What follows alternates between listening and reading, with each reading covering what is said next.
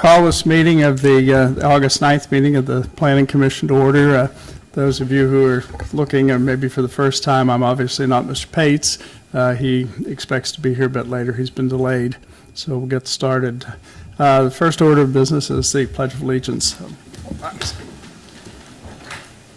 pledge allegiance to the flag of the United States of America and to the republic for which it stands, one nation, under God, indivisible, with liberty and justice for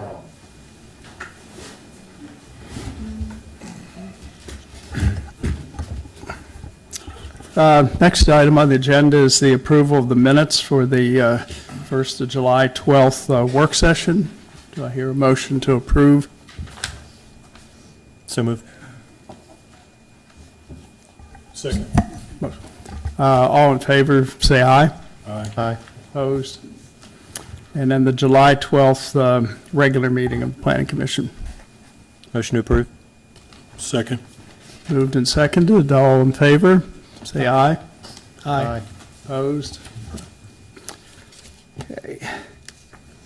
Are there any declarations of conflict of interest tonight? I haven't been informed of anything, so I guess we're all set there.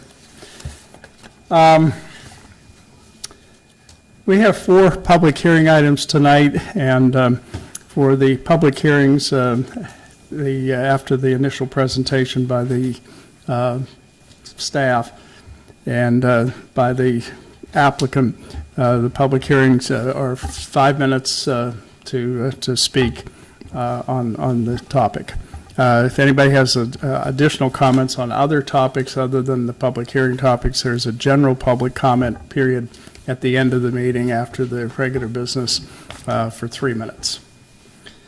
So the first public hearing is SE 2017-01 Medicorp Properties. Medicorp Properties requests a special exception to install 4 signs for Mary Washington Hospital.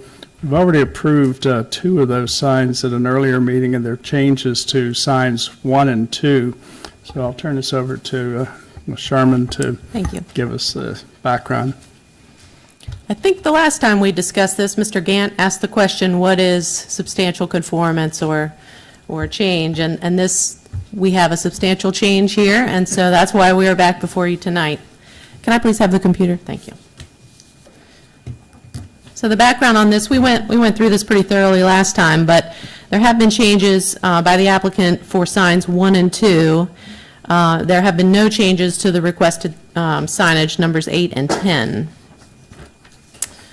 So after our meeting in July, the applicant determined that the original placement for sign 1, which was going to be on the east side of Jefferson Davis Highway, that is the lower left-hand corner sign, was going to be in conflict with the required clearance from the existing overhead power lines.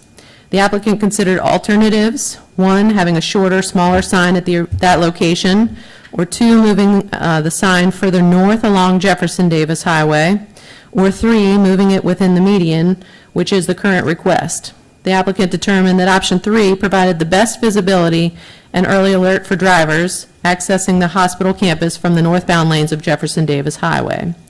For a consistent pattern in signage, sign number 2 was also relocated to the median with the current application. Both signs were reduced in height from 20 feet to 17.7 feet and reduced in size from 80 square feet to 61.5 square feet with the current proposal. Again, signs 8 and 10 were unchanged. I'll try to quickly go through these so that you can see the differences. This is the overall map showing the 4 signs that are subject to this application. Signs 1 and 2 are on the Jefferson Davis Highway within the median. Sign number 8 is on the side of Mary Washington Boulevard, and sign number 10 is on Medicorp property near Hospital Drive and Cowan Boulevard. This is another view of that. So sign number 1, this application also got a lot more complex because the zoning boundary is square in the median as well. So the proposed location for sign number 1 is right on the line of property that's zoned R2 and CT. Again, the size of this sign was reduced from 80 square feet to 61.5 square feet. What they did was there was a another panel at the bottom of it that said medical campus, and they've removed that. I think that Mr. Jenkins and Medicor heard some of the concerns of council and understood that with these signs potentially being approved in the median, that they should reduce the size and potential impact on the public. So that was done there. It does exceed what is allowed in the R2 and the CT zoning districts, 20 square feet and 40 square feet respectively. They are at a height which again has been reduced from 20 feet to 17.71 feet. The maximum in these districts is 5 feet in height. They are proposing internal illumination. In the R2 district, you're only allowed to illuminate signs by direct white lighting, but it does comply with the CT standards for illumination. And then it doesn't obviously comply with any setback requirements because it's in the middle of Jefferson Davis Highway. And they are proposing a single-sided sign, which would be permitted in both of these districts. Same kind of sign is proposed for sign number 2 on the the northern side of the Mary Washington Boulevard intersection. Same size sign. It does exceed what is again allowed in the R2 zoning district at 20 square feet. It does exceed the height that's allowed in the R2 zoning district, which is only allowed at 5 feet. And same type of lighting, same location, same one-sided sign. In this picture, I will point out that where the sign is shown in the median, there is existing landscaping, and that will remain. I'm going to go back to sign 1. In this case, they have superimposed the landscaping that will be conditioned if you approve the special exception request. They're proposing the same kind of crepe myrtles behind that sign, so as you're approaching it from the opposite direction, you don't really see the sign. It's hidden with the landscaping. This is a more detailed exhibit that shows where the signs are going. Sign number 1 is in yellow on the left of your screen. The 4 dots that are green are the proposed trees. The red dot on the right is the proposed sign location for sign number 2, and the purple dots are the trees that exist today. So there are no changes with the proposed sign number 8. It is still 40 square feet in size. It is still 80 square feet in size, and it is still 20 feet in height. This was the original design for signs 1 and 2, and is the same design for sign number 8. Sign number 10, again, no changes here. It does exceed the maximum size by 2 square feet. It does exceed the height by 5 feet. It does not propose any illumination.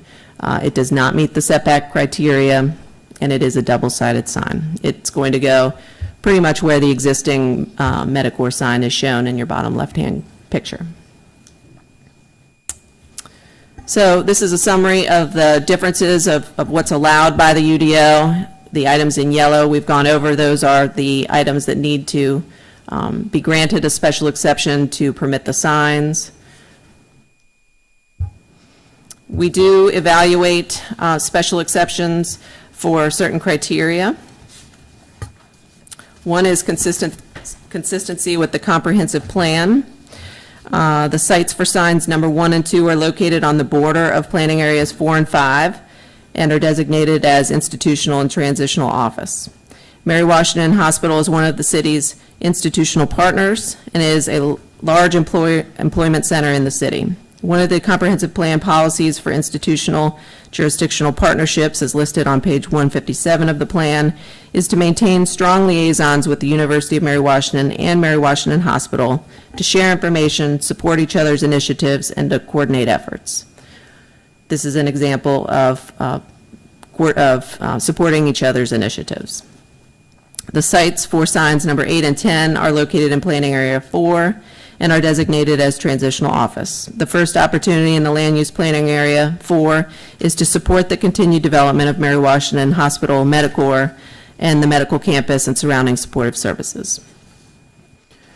This application would be consistent with the comprehensive plan. The second item is consistency with the UDO, the Unified Development Ordinance. We've already pointed out areas where it is not consistent with the Unified Development Ordinance. However, sign 1 is generally consistent with the size, height, and illumination of the existing signage along Jefferson Davis Highway corridor of commercial and zoning districts and uses, as is sign number 2.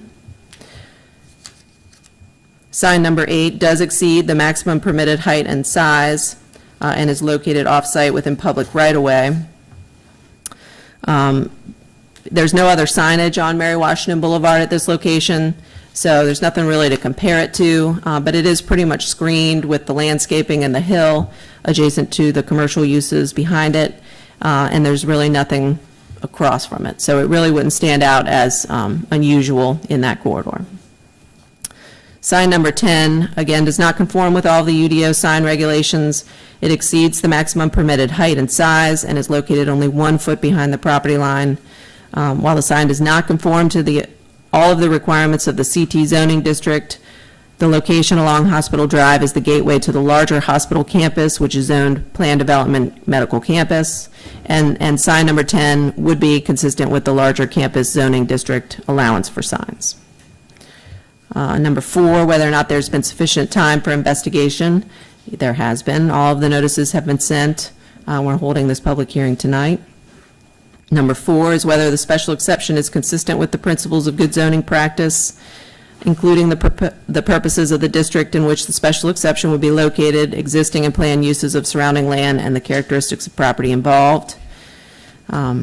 Jefferson Davis Highway, Mary Washington Boulevard, and Hospital Drive are the entrances to the city's only hospital. It provides emergency and daily medical care of city residents. Commercial and institutional uses exist along the corridors adjacent to each of the proposed sign locations. Existing signage is similar in height, size, and design of the proposed signs with the exception of the CT zone sites. Again, sign 8, which is proposed in the CT district, would be at the bottom of a steep slope, which would shield it from the adjacent office park. Sign number 10 is adjacent to Hospital Drive, the main entrance to the hospital campus, and would assist patients and visitors with navigating the campus efficiently. For each location, the special exception provides for greater visibility for critical medical and emergency services, and as such represents principles of good zoning practice. Number 5 is whether the proposed use or aspect of the development requiring the special exception is special, extraordinary, or unusual. Mary Washington Hospital is a unique institutional partner of the city of Fredericksburg, providing, again, critical medical and emergency services. Providing adequate visibility for the hospital at its 3 major entrances and is an extraordinary situation unlikely to be encountered elsewhere in the city. And the last one is whether or not the proposed exception potentially results in any adverse impacts on the surrounding neighborhood or the community in general, and if so, whether there are any reasonable conditions of approval that would satisfactorily mitigate such impacts. And we recognize that there are impacts here. As you propose signs that are taller to that are closer to public infrastructure, that are taller or larger than what our code allows, there certainly are potential impacts, and we've tried to address those in the conditions, which I'll go over next. For sign number 1, we did add conditions with this location now being within the median. We did change a little bit of the clearance because there's no sidewalk there. So condition number 2 is that the sign shall maintain a minimum clearance of 7 feet above the ground and a minimum setback of 2 feet behind the back of curb. Number 3 recognizes that they're going to need to provide electrical service for these illuminated signs, but we don't want them to chop up Jefferson Davis Highway that was recently paved. So there would be no permitted open cut of existing infrastructure. They would have to bore under our existing facilities. Number 4 is recognizing that they will also have to install a meter and breaker panel. Those things should be located a minimum of 2 feet behind the sidewalk and screened from view from the public right-of-way. Number 5 is the condition for sign number 1, specifically for those additional 4 crepe myrtles that will be planted in the median to screen the back of the sign. And then 6, that was in the previous set of conditions, that they have 2 years to erect the signs. The conditions for sign number 2 are the same, with the exception of number 5. Instead of planting trees, condition number 5 recognizes that they can't remove those existing trees in order to put their sign up. Sign number 8, these conditions are the same with the exception of we've updated the dates in the package. And we did, thinking through the other signs, add condition number 3 for the screening of the meter and the breaker panel and the setback of those. And then the conditions for sign number 10 are the same, with the exception of the update of the materials that are included here. In the last few minutes before the meeting, we talked about the fact that the Planning Commission, if it wants to, can take action on the 4 resolutions as one motion. If you would like to separate them out or have discussion on any particular sign, you can also take them separately. Staff does recommend approval of each of the resolutions for all 4 of the signs with the noted conditions. Be happy to answer any questions. Are there any questions for Ms. Sherman? Is the applicant present and wish to speak? Good evening. My name is Brian Jenkins with Metaphor. First, I want to say thank you for... Mr. Jenkins, could you push the button on your microphone so everybody can hear you well? Keep pushing on it. It'll turn green eventually. Okay, hear me? There you go. Okay, I'm Brian Jenkins with Medical Properties, Mary Washington Healthcare subsidiary. Thank you for letting us come back to the Planning Commission just 1 month later from when we brought our original signage package. I appreciate the patience and the attitude Ms. Sherman had in working with us on this. Sign number 1 created a problem after we were approved. There were overhead power lines that were going to create a problem and fiber that had recently been put in the ground. When we went out there to evaluate how we would construct this, it occurred to us we'd have a problem with sign number 1. It also occurred to us, since we had originally undertaken the signage work and the engagement of our national consultant that came and helped us with locating the signage package, the median in Route 1 had totally changed, and it essentially was wider, deeper, and longer. It used to be just a strip of concrete, basically, on the south side of Mary Washington Boulevard as you come up towards the university. Because it was wider, deeper, and longer, we evaluated the median and we said, wait a minute, this is actually a better option. This is actually a better look, and it doesn't have to overhang the sidewalk, which always gave us a little bit of heartburn. We think it would have been a good location the first time around. We think this is the best location, and we came and expressed that to the city and Ms. Sherman. We worked with her and talked to her about why we thought the recalibration of where we located sign number 1 was important, and ultimately they agreed with our logic and supported us in that. And we did talk to Public Works and had a pretty robust discussion about what we were trying to do. And so we're going to add some greenscape and some beautification to one of the islands, to the south side island that we're putting the new sign number 1 in. And I think that's a benefit to the city, and it's basically the same logic we had the first time around. Hey, are there any questions for Mr. Jenkins? I got 1 or 2 little things here, probably not all that important, but I'm curious. When I first read this, I thought that the meter and breaker panel, one of the conditions, would be in the median, but the meter and breaker panel will be on the curb side, right? Right, it'll be basically in the brush that is on the outside of the sidewalk and the other side of the Okay. guardrail. And then you'll take the outline. line from there underneath the street to get to the light, to the sign in Yes, sir. in the median. And I guess I was just a little bit concerned about the safety of having these signs in the median, whether they'll block anybody's view of oncoming traffic in any meaningful way. And, of course, whether there might be any kind of accident where there's a higher probability of somebody crashing into them and knocking them over. Yeah, so that was part of the robust discussion we had with Public Works when we brought this idea in. Our thought process is it won't. That you basically have 6 trees, 4 crepe myrtles and 2 other type trees on the northbound island. So the sign that we're proposing, sign 2 that we're proposing to locate there, essentially is the same obstacle. There's an obstacle sitting in the median that if you hit it with your car, you wouldn't be totally satisfied, but I don't think it presents any present danger that's not currently there. My guess is the city at some point would be adding some landscaping to the south side island. Essentially, we're just putting our signs right in front of where the trees are. Anybody else have any questions? I was just going to follow up to say that Sean Bevon of Public Works is well-versed in VDOT standards for setbacks along the streets. And the condition number 2 for both signs 1 and 2, and, well, all of them, reflect the VDOT standards for how far away from the travelway they need to be and how high up they need to be. Thank you. Mr. Chairman, I had one question for the applicant. Sorry, I'm late arriving tonight, but it was a bad train evening. I just wanted to confirm, I got the impression from the packet that the size and shape of these 4 signs is the same as in the original application, correct? We actually are smaller on signs 1 and 2, so the signs that go in the median have shrunk by about 20 square feet and are basically a little smaller in height, about 2.5 feet shorter in height. Very good, thank you. Yeah, that's all I have.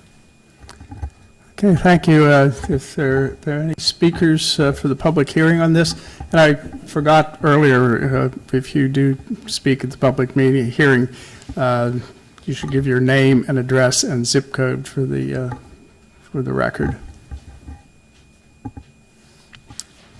Seeing, oops.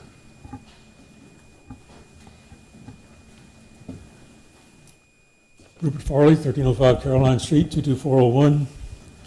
I actually came here to speak to a different topic tonight, but one thought does cross my mind regarding this issue, and that is, it bothers me having an illuminated sign in the median. And I can imagine under severe weather circumstances like downpouring rain or heavy fog and stuff like that, that someone who's having a little trouble seeing the pavement is going to assume that any illuminated sign is one that's on the side of the road, like 99.9% of them are, and try to steer to the wrong side of the darn thing. And it does bother me a little bit that we're making these exceptions, giving them more square footage than anybody else gets. That might kind of open up a can of worms for people to say, hey, you gave these guys more square footage, why can't I get it? But aside from that, I think you guys are on the right track. Thanks. Are there any other speakers? Okay, what is the will of the commission here?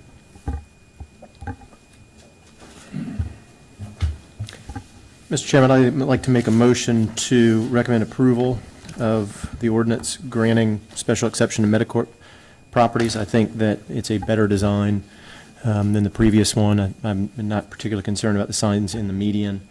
I do think Mr. Farley has a concern that would be or should be looked at Public Works for illumination, but I do think this is a better design, and I'd like to make a motion to approve it. Okay, Chris, are you all 4 at one time? My understanding was that we've already approved the other ones, correct? Or we have to go each one at a time? If you could include in your motion approval of all 4, we updated conditions number 1. Yes, Mr. Beaver, all 4 signs. Yeah. I'll second that motion. Okay, it's been moved and seconded to approve all of the 4 sign exceptions that have been proposed here. You ready to cast your vote? Any discussion? Cast your vote.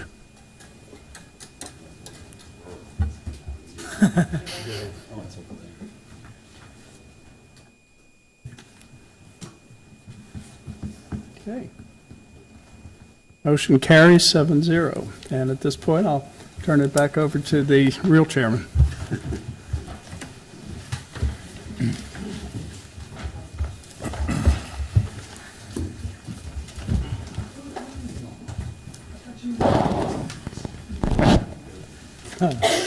Can we come?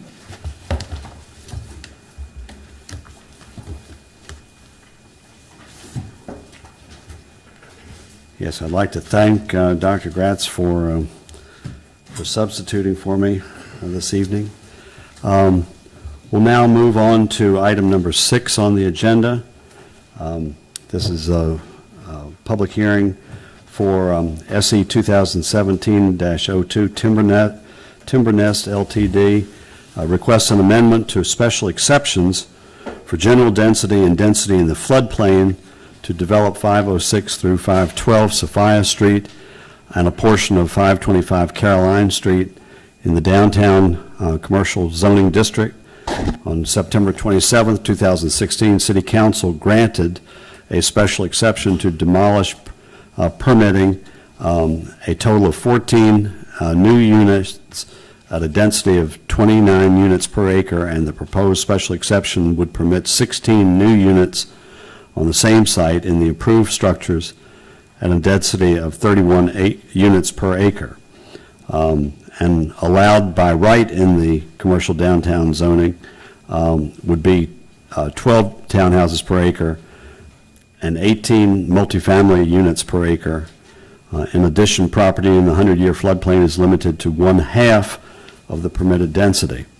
And the requested special exceptions would allow 31 units per acre with 7 new townhome units and 9 new multifamily units, and no reduction in density due to the property being entirely within the 100-year floodplain. The comprehensive plan designates the area where the subject properties are located as downtown and does not provide a specific policy for residential density, height, or parking. Mr. Craig, you have a staff report? Thank you, Mr. Pates. This is a request from Timberness LTD for 2 special exceptions, as just described, for the proposed Riverwalk Square redevelopment project. And just to go back through it, 1 special exception is from the general density requirements in the commercial downtown zoning district. And the second is from section 7251.1A, that's the development standard about density, that does require property within the 100-year floodplain to be cut in half.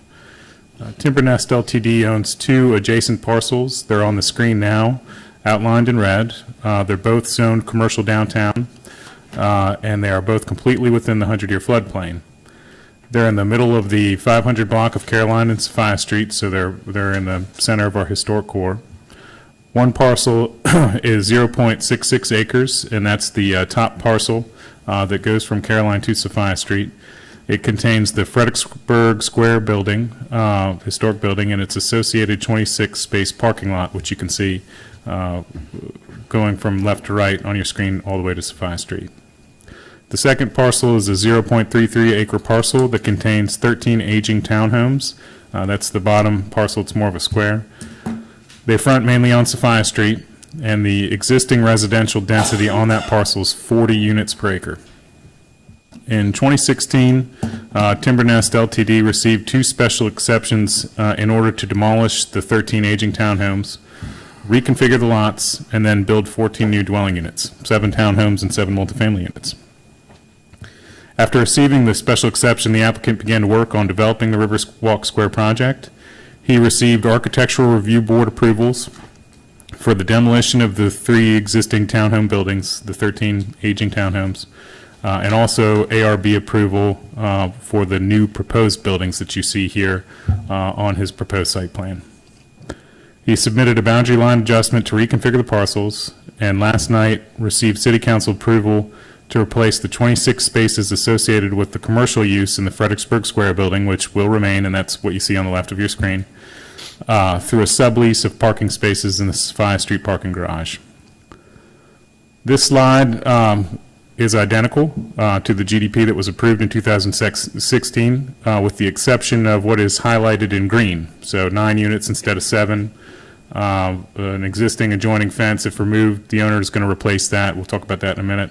That additional parking space at the bottom, visitor parking space for mansion building, that's the only change on the site, physical change. And then in the chart, apartments, there's 9 units and the parking calculation has changed. The applicant now requests that the top floor of the proposed on-site apartment building, so if you're looking at the drawing again, you've got townhomes across the top, and then along Sophia Street are townhomes, and then there's a building internal to the site, which looks kind of like a parking area, and it says lobby, and it's got 5-foot sidewalks on the other side. That's the apartment building that was proposed for 7 units. The top floor was 1 unit, 3,700 square feet. The proposal is to split that 1 unit into 3 units between 1,000 and 1,500 square feet each. The proposal would change the number of on-site units from 14 to 16. That would change the density from 29 to 31 units per acre. No exterior changes to the buildings will be made. And again, the only site change would be the addition of the one parking space that you see highlighted in green. The 6-foot opaque fence is proposed between the parking space and adjacent property line. Typically, the UDO development standards would require you to put a 36-inch tall evergreen hedge to help mitigate light and noise from cars parking in generally it's a parking lot, not just one space. But due to site constraints, the applicant has proposed to put a fence in its place. That's an administrative modification that can be made with the site plan approval. We have added the requirement for the fence to the previously approved conditions that make up the staff's recommendation. So our recommendation includes all the conditions that were previously approved with this one addition requiring the 6-foot opaque fence. And again, this is a modification request to an existing special use permit. The necessary infrastructure needed to accommodate the 2 additional units is provided on site. There is no physical changes to the buildings, and as such, the project should be approved in accordance with the conditions in the recommendation. I'm happy to take any questions. Do commissioners have any questions for Mr. Craig?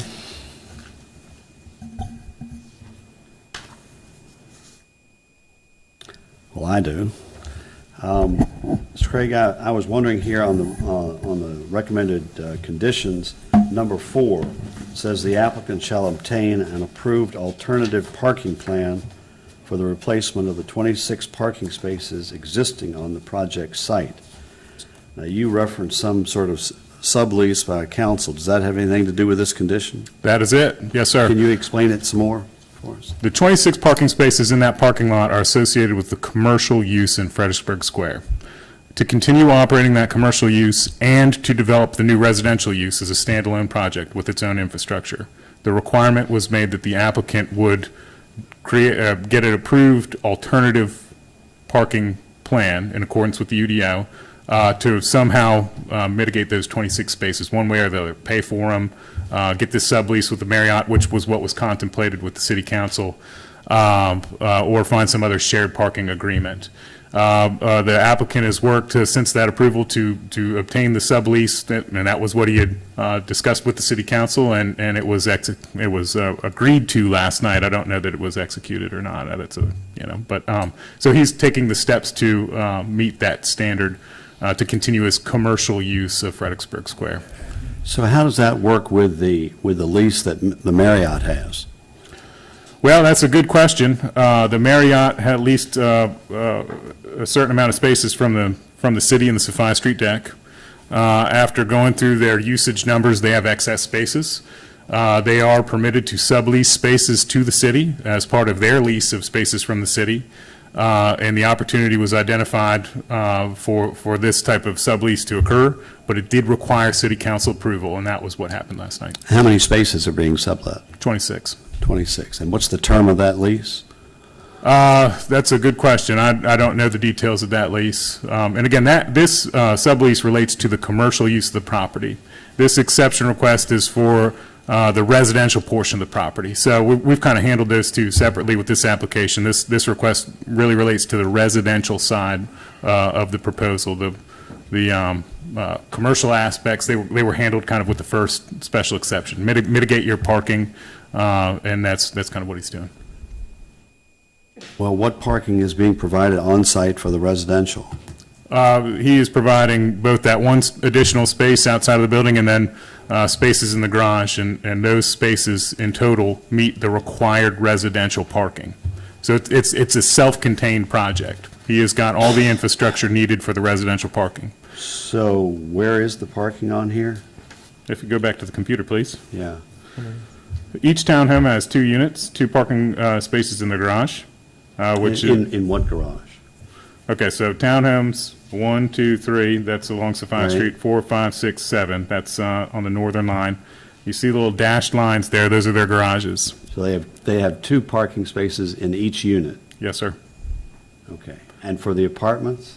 Do you see that it's a footprint of a building, and to the northern boundary of the top of the screen, you'll see dashes for garages. Again, those are private garages, 2, 1, 2, and then you see a larger, shared parking area that contains 1, 2, 3, 4, 5, 6, 7, 8, 9 spaces there as well. So those are all on the surface, and the apartments are above the parking, is that yes, right? sir. Yep, and this is another property that's in the 100-year floodplain, so it's a use of space that's unlivable. You can't have living space with a floodplain area. But the townhomes, they have living quarters on the first floor, right? Well, they have space. They have like an entrance and some space, and I don't know that the applicant has even kind of gotten to that level of details. He may have, and you can have that kind of entrance and have some area down there that's within your home. You just can't have bedrooms, and you can. I think you can even have commercial space down there. That's a different risk factor. So. Okay. Anybody else with any questions about it for Mr. Craig? The only question I would have is it unusual to make a design with with fewer units and then subdivide those units afterwards? That seems like a backdoor way in to get some more units. I don't know. Well, that'd be a good question for the applicant. Okay. What led the applicant to decide to change his design? Okay. I'll let him ask it, unless Chuck's got something. I think that it was just a sort of preliminary designs. They were focusing on the exterior, and they Okay. found a buyer now, and the buyers looked at it from a more detailed standpoint and determined that larger unit on the top floor is not economically feasible, and Okay. come back to you. Any other questions for Mr. Craig? If not, is the applicant present, would like to speak? Mr. Freud? Thank you very much. Van Peroy, I'm general partner in Timberness Limited, 525 Caroline Street. It is an excellent question about the top floor. It was with further market analysis determined that the fact that the building units on the first and second floor average approximately 1,200 square feet per unit, and then to end up with the top floor at 3,700 square feet didn't quite fit the profile of the building.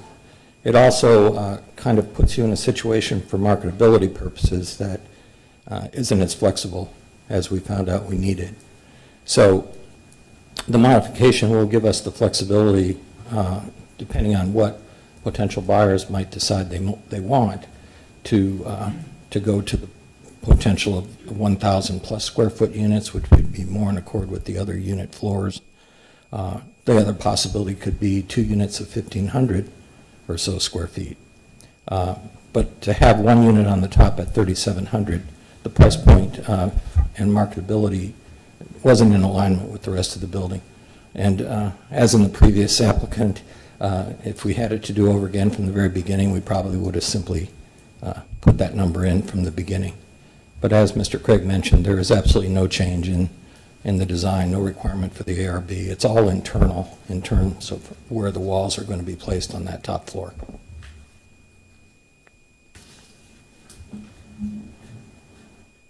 Any other comments, Mr. Freud? No, that's it. Thank you. Any questions for the applicant? I did, if no one else does. I was still interested in the parking because that was one of the main concerns about this application in the first place. In terms of your sublease with Marriott, I understand it's for 23 spaces. 26, sir. 26 spaces. It's the same exact number of spaces that we are giving up, so to speak, on the back of Frederickbsurg Square. So guests who would be utilizing the current 26 spaces are now going to be able to utilize 26 spaces, which Frederickbsurg Square will bear the expense of for weddings and receptions and those types of activities. Right. And if I may ask, what's the term of that lease? Well, our term will run as far as our agreement with the courtyard, as the courtyard lease runs. And I'm not an expert on what went into the original lease that the courtyard was granted with the city. I think there was a lot of requirement that the deck be built and that these spaces be available as an incentive to get the hotel to actually build. And I think the Marriott made that a fixed requirement. Mm-hmm. My reading of the of the lease between the Marriott and the city, certainly on the Tier 2 spaces, gave the Marriott the right to sublease spaces to whomever it may want to sublease to. We have a very close symbiotic relationship between Fredericksburg Square and the Marriott. In fact, a lot of times the guests who are attending wedding receptions at Fredericksburg Square, in many cases, are already staying at the Courtyard. So it was a very, very good fit, and it solved the problem in the working meeting with City Council, where they were concerned about the impact on surrounding neighbors if those 26 bases that were on the back went away. As Mr. Craig referred, there are two elements. One is Fredericksburg Square doing its activities and needing those 26 spaces. The project itself makes full use of the space underneath the building, so there was no parking problem with the project. It all had to do with the operations at Fredericksburg Square, and last night we solved that issue. As they told me, the city manager will probably be executing the agreement beginning of next week, and it will be taken care of. Well, the reason I was interested in that is because I know in the past, when special use permits and special exceptions have been granted in this type of situation, and someone has an alternative parking arrangement off-site, that arrangement or that lease can disappear and expire, at which point the special use doesn't have any parking left. That's a good question, and that came up last night too, so it was late, so if I'm a little slow. If the lease was to expire, the way the special exception is written is that they can, that Mr. Peroy's Fredericksburg Square operation requires this alternative parking plan. He has to find 26 more spaces, and that was the condition that was written with the last approval, and that's the condition that we're proposing here today. What if your condition were amended to say that? It doesn't say that. Let's look at it. That was the intent. The alternative parking plan, let me see what it says. The alternative parking plan, oh, I mean, because shouldn't it say something to the effect that would guarantee these spaces for the life of the use? the approval of an alternative parking plan as written in the code contemplates that. You could rewrite it here. The way the alternative parking plan functions, it would be redundant, but that's up to you. I guess, Mr. Pace, I would point out that council has taken action, so the horse is out of the barn, so to speak. Council has approved the agreement. Yeah, but this is a separate action, approving the This doesn't special change exception. the issue with the 26 spaces. But it might for the special exception. No, sir, it would have no impact on the 26 Then why is it in spaces. here? Simply to inform you so you know what's happening. It's a Just an condition. FYI. It's a condition. It was a previously established condition that was executed last night. We're just reaffirming, just making it redundantly clear how the 26 spaces are being dealt with, and they were dealt with last night at council. So is the staff's recommendation to recommend approval of this with these 6 conditions? Yes, sir. One of which was executed last night. Yeah, I don't buy it. We didn't want to create a situation where you heard about what happened last night and thinking, well, that's the 26 spaces for these residential units. We were trying to be just overly clear about it. So this was a condition of the 2016 use permit that apparently was met last night through the agreement, I guess is the explanation. So this was already part of the use permit for that project from the previous zoning. It's just carrying forward. When we wrote the staff report, we assumed council was going to act, but they might not have acted last night. Mm-hmm. Does anybody else have any other questions for the applicant? If not, Mr. Peroy, thank you very much. Thank you. We'll open the public hearing for any speakers wishing to speak to this application. Please come forward, state your name, address, zip code for the record. You have 5 minutes. Thank you. My name's Jim Getz. I live at 501 Caroline Street, also known as the John Paul Jones House. I'm not in the floodplain. You looked like you had a lot of concern or something about. So I am for him developing this property. I think that the 500 block, whether it's Caroline Street or Sophia Street, needs to be developed. And I think this is a good idea and that it should go through. The amount of floodplain that this property is in is minuscule. Like I said, my place is not in it, neither are the 4 houses next to me. And we're at the corner of the block. Anyway, thank you for your time, and I hope you approve it. Thank you. Any other speakers? If not, we'll close the public hearing then. And what is the will of the commission on the special use permit application? Special exception amendment. So, Mr. Chairman, I would motion that we recommend a modification of SC 2016-01 to permit the 2 additional multifamily units in the proposed Riverwalk Square project at 506 and 512 Sophia Street and a portion of 525 Caroline, with the 6 recommendations from staff be approved and move forward. Okay, the motion's been made and seconded. I'll second that, Mr. Gant. Okay, the motion's been made and seconded. Any discussion on this? Hearing none, please cast your votes.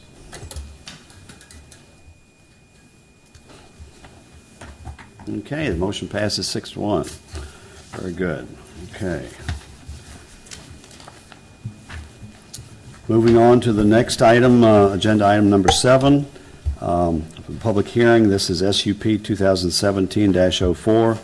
The Red Dragon Brewery, LLC, requests a special use permit for a microbrewery use at 1419 Princess Anne Street in the CT Commercial Transitional Office Zoning District. Microbrewery, that's a hard word. Microbreweries are permitted in the CT zoning district by special use permit. The proposal includes A, amending the annual beer production limits, the production limit hours limits, and the permitted operating hours. B, permitting and defining seasonal outdoor seating. And C, permitting and defining the parameters for a food truck to operate on site. The use would occur in and around an existing building and would not increase the existing floor area ratio density. The comprehensive plan designates the area for transitional office, which has no specific recommended commercial density. Mr. Craig? Thank you, Ms. Bates. If I could have the computer again, please. As stated, the issue before you all tonight is a special use permit for a microbrewery at 1419 Princess Anne Street for the Red Dragon Brewery.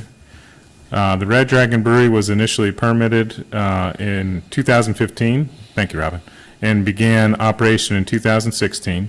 The brewery is housed in a historic building dating to 1949. It is along the commercial Princess Anne Street corridor, which is kind of the corridor of pink running through the map on the bottom of your screen. That's all commercial transitional zoning, and then the yellow surrounding it is R4 residential zoning. And the building is adjacent to a residential neighborhood. The site contains a parking lot along Princess Anne Street with 15 spaces currently. There are 4 parking spaces adjacent to the use on Princess Anne Street. Then there's a supplemental Caroline Street lot behind the building with 16 parking spaces. As noted, the Red Dragon Brewery is zoned commercial transitional. In 2015, when the applicants first came forward, the CT zoning district did not permit microbreweries. The initial use was approved through 2 processes. The first was a change in non-conforming use. There was an industrial use in this building at that time, or recent to this activity, and this was in part an industrial activity that could be changed over into under that process. That was for the beer production and off-site retail sales. The applicant then got a special use permit for on-site beer sales through the City Council. Both approvals contain conditions related to the operation of the brewery that govern the use of the site, and we'll talk through those with this report. In 2017, the city amended its brewery rules, and microbreweries are now permitted by special use in the CT zoning district. And this special use permit, amongst a few other things, would consolidate the previous approvals. The proposed changes, in addition to that consolidation, the applicant is bringing forward are first a change to the hours of customer service, the whole operation of the brewery.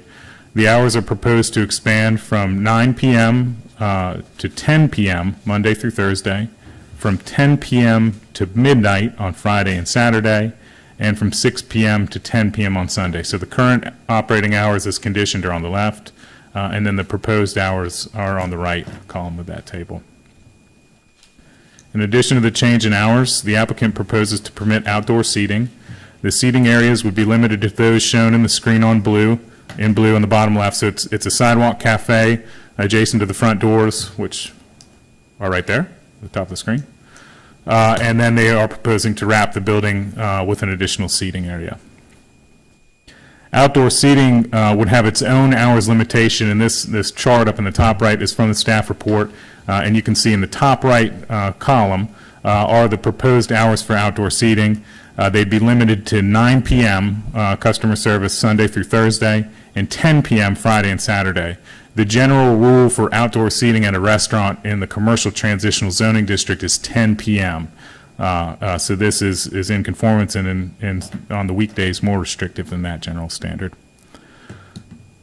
You can see the area in orange in the parking lot labeled food truck area. A single food truck would also be permitted to locate on this site to operate. Food trucks would only be operational when the brewery was open. This wouldn't be a standalone food truck operation. It is part of the microbrewery. But it would also be prohibited from operating past 9 p.m. So that's every day. 9 p.m. the food truck has to stop operating. The applicant will widen the sidewalk. You can see if you look below to the bottom of the food truck area, you'll see a concrete sidewalk and then a white strip. It's the grass strip between the curb and the sidewalk. The applicant is proposing to widen that so that there's sufficient room for pedestrians and customers to occupy the public space. No outdoor music would be permitted, so you could have customers seated, you can have a food truck operating, but the applicant has proposed and we've conditioned that no outdoor music would be permitted. The facility's beer production rules would also be amended. Currently, there's a limit on the amount of time the applicants may brew beer a week and how many barrels a year the applicant can produce.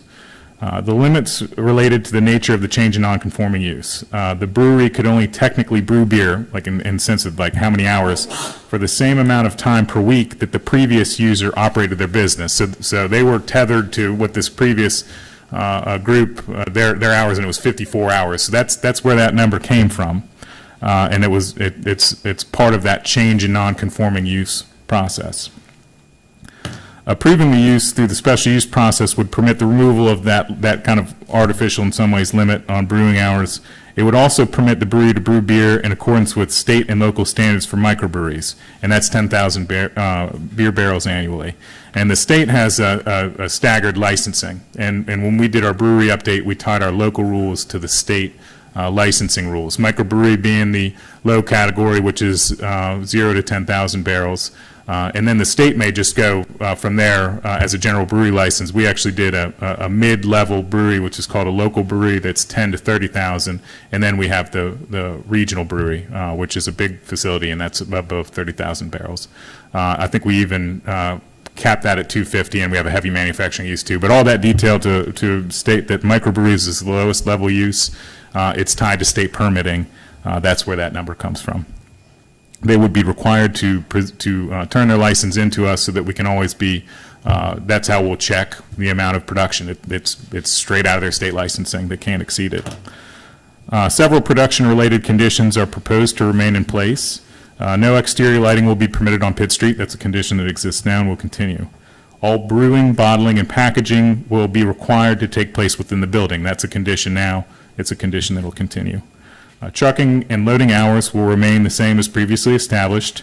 Trucking may only occur at the Princess Anne Street loading dock and only between 8 a.m. and 6 p.m. Monday through Friday and 8 a.m. to noon on Saturdays.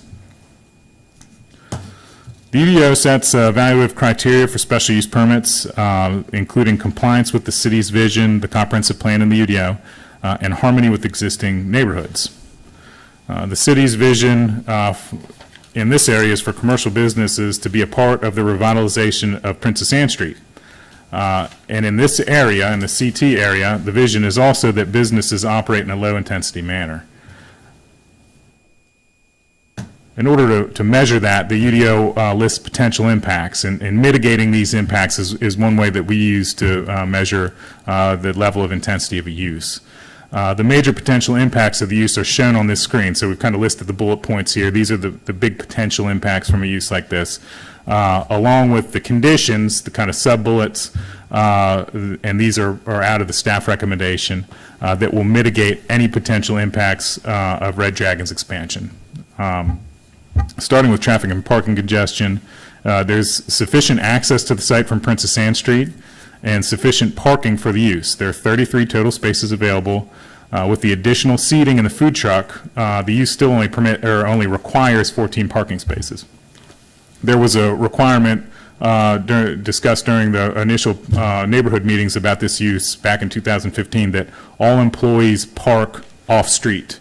That requirement has been retained. It's in the list of conditions associated with the staff recommendation. Noise and light is another potential impact. We've kind of split it into two: customer service, people visiting the business, staff being on site, that kind of thing. I think one of the biggest conditions here that the applicant has proposed to continue: on-site alcohol sales are limited to beer produced on site. There's a lot of concern. This original approvals came about during a lot of issues that the neighborhood was having with Happy Endings, the bar Happy Endings, which is a block away. And this condition is really important. It only permits the user of this building, whether it's the applicant or a subsequent user, from selling beer, which they produce on site. They cannot sell liquor. They'd have to get an additional special use permit for any change or any conversion to like a restaurant bar kind of facility. This really does ensure that it's the type of brewery that you see now. There will be no outdoor music. Stated that before, even with the expansion for outdoor use. Limit to one food truck at a time. It's required to operate where specified in the application and may not operate past 9 p.m. That'll limit noise, especially. Outdoor cafe hours are similarly limited, and again, there's no exterior lighting on Pitt Street, which is the residential side of the street, if you're looking at the building. Pitt Street is on the left of the building, so you can see that there's a few single-family homes in the CT district, and then then it immediately transitions into residential housing in the neighborhood. The other noise and light impacts would come from production, actually brewing and bottling beer and stuff like that. And we kind of went through this before, but the conditions that will mitigate those impacts are that beer production will be indoors and truck deliveries are limited by hour and location. They have to be on Princess Anne Street, and they're the same hours that have been in place for many years, dating back to the previous industrial uses on the site. The conditions laid out in the staff's recommendation create a sufficient box for the brewery use that will permit this expansion, but will also mitigate any potential impacts on the neighborhood. As such, the proposed special use meets our technical requirements, and our recommendation is to approve the use with the recommended conditions, and I'm happy to take any questions. Thank you, Mr. Craig. Any questions for city staff? Mr. O'Toole? Yes, can you clarify this food truck? Is this going to be for the public use or just for the use of this particular establishment? In other words, could I walk up to the food truck independent of being and get food? Yes, sir. You can? Yes, sir. And is he going to be mobile such he'll drive off of here when he's not in use? Yes, sir. Yeah, it won't be well, I hadn't thought about that, but yeah, that's the intent, is that they come there for the hours of operation, then they leave the site. But you know, Mr. O'Toole, I hadn't thought about that. So we don't know if it's going to be there every night or not. Well, okay, maybe you're asking a different question. They, as proposed, they could show up on the site and operate from 4 to 9 p.m. or whatever it is every day. There's no limit on the amount of days or number of days. That is correct. But the truck itself is going to remain there. Well, that's a good question, though. The applicants are saying no, and if that's something that we need to specify, that was what I'd always assumed. And the location of the tables and chairs outside, are they going to be close to the sidewalk so you won't have the room you have now to pass by? So they've got a substantial area between their store and the right-of-way, I think. And the way we've written this condition is that they have to get a sidewalk cafe permit. So we'll treat it, if they do need right-of-way to use, we'll treat it like any other sidewalk cafe in the downtown where there's a mandated clear space, and there are rules associated with how you leave that open and how you operate, and you got to take your furniture in. So there is sufficient room, is what I'm saying. Thank you. Any other questions? Mr. Craig, I just have, the question I have, first of all, in that district, are there hours of operation limits on other types of uses in the CT? The CT district is a transitional district where a lot of these uses are by special use permit. So take, for example, Cowan Crossing. Almost every fast food establishment in that place is limited by hours of operation, and that's the point of having them as special uses, yes, sir. How, I'm sensitive to our track record on bars adjacent to residential properties immediately in that same block. I mean, there certainly have been some problems. How do you feel comfortable in this, that this somehow maintains it as a place to manufacture beer instead of it sliding towards a bar? I think that's my main concern. What I see, my major concern, I like this use. I've been a supporter of it. The thing that bothers me is going from 10 to 12 that really sort of starts to change the flavor up to being another bar on Princess Anne Street. And I just would like to hear from you, before hearing from the applicant, of how you see that not being a bigger impact to the residents, or more of an impact to the residents on the street next door and in around the surrounding area. Yes, sir. Yeah, we went through a lot with Happy Endings. It was a really interesting time to see the impact that a business can have on a neighborhood. And the impacts that everyone had were outdoor service. That was number one. And then noise from people leaving the establishment at 2 a.m. Those were the two major impacts that were cited. And we worked a lot with the management of Happy Endings, and they were up facing changes of the ordinance that would be very restrictive. That were not passed, but about how to handle your outdoor seating areas and what 10 o'clock meant and what people could do out on the patio. So having gone through that, with the conditions that you've got here about what kind of alcohol can be served, that's the biggest thing for me. This is a brewer's place for people to make beer and then sell that. With the conditions on the outdoor service and the food truck, and then the condition on indoor service being so limited, 9, 10, and midnight, I am confident that will mitigate those impacts. This use is also further away from residences than Happy Endings. Happy Endings was basically wall to wall. This one is at least across the street. But yes, sir, I believe the box is set well. Thanks. Is there any restrictions or concerns on the aesthetics of the truck itself? I haven't heard anything or any visuals on what we feel like that's going to look like. No, sir. Okay. And I think the real smart thing the guys are proposing here is that it can be any food truck. Yeah, it's not a permit for one or the waffle truck or the taco truck or anything. It's a food truck. They could be parked there permanently. Well, that's an interesting thought, and I don't think it's anyone's intent for that to be parked permanently. And if that's an issue, that could be addressed, absolutely. I worked in Washington where food trucks got really big, but they left because they had to fuel up. They had to get food. They had to get dry ice, whatever they had to do. So they're not going to spend the night there, I don't think. The intent of the condition, saying that it's part of the operation from 4 to 9, was that it would only be there from 4 to 9. And if that's not coming through clear, that is the intent, and I'll say it again, if we need to work on that, that is something that is important, I think. Any other questions? I have several that I too share Mr. Hornung's concerns about this, that given what the city has gone through with the other nearby establishment, it's true that the CT zone limits this kind of activity after 10 p.m. And it's only by special use permit that you can exceed that, correct? No, sir. The 10 p.m. limit is on outdoor seating only. Okay. And that was the issue with, one of the issues with Happy Endings was that people were just outside very late at night.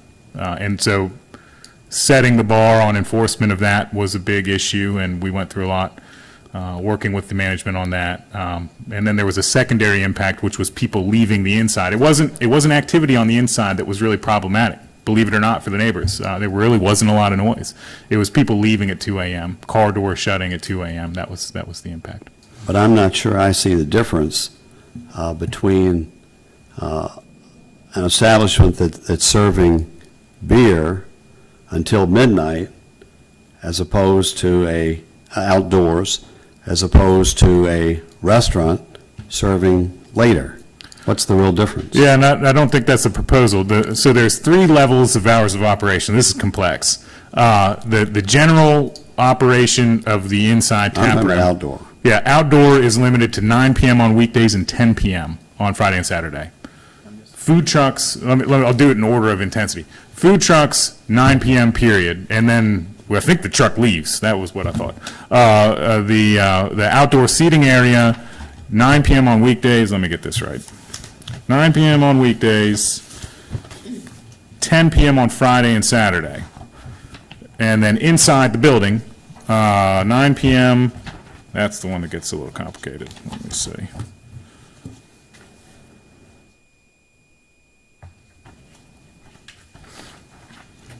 So what are the hours for the proposed hours for outdoor service? Outdoor service, Sunday, 12 p.m. to 9 p.m. Monday through Thursday, 4 p.m. to 9 p.m. Friday, 4 p.m. to 10 p.m. Saturday, 11 to 10 p.m. So that's, I don't know if I said that clearly to you, Chris, but that's, they're at that standard or below it. So I'm comfortable with that. From being on the enforcement side of that. The food truck you see on page 3 of your report in the next column, it's 9 p.m.s. That's consistent with that standard as well. It's more restrictive, and a food truck, maybe a little bit louder than outdoor seating. And then there are general operation hours in here as well, and that would allow the tap room to stay open a little bit later, Mr. Pates, and that's on page 2. Mm-hmm. There's a chart there. That's the midnight. That's 10, that's midnight, that's midnight. And again, the issue with Happy Endings was 2 a.m., people leaving, last call at 2 a.m., and then people exiting the building. That was a huge problem for the neighbors. Mm-hmm. So 12 on Friday and Saturday seemed reasonable.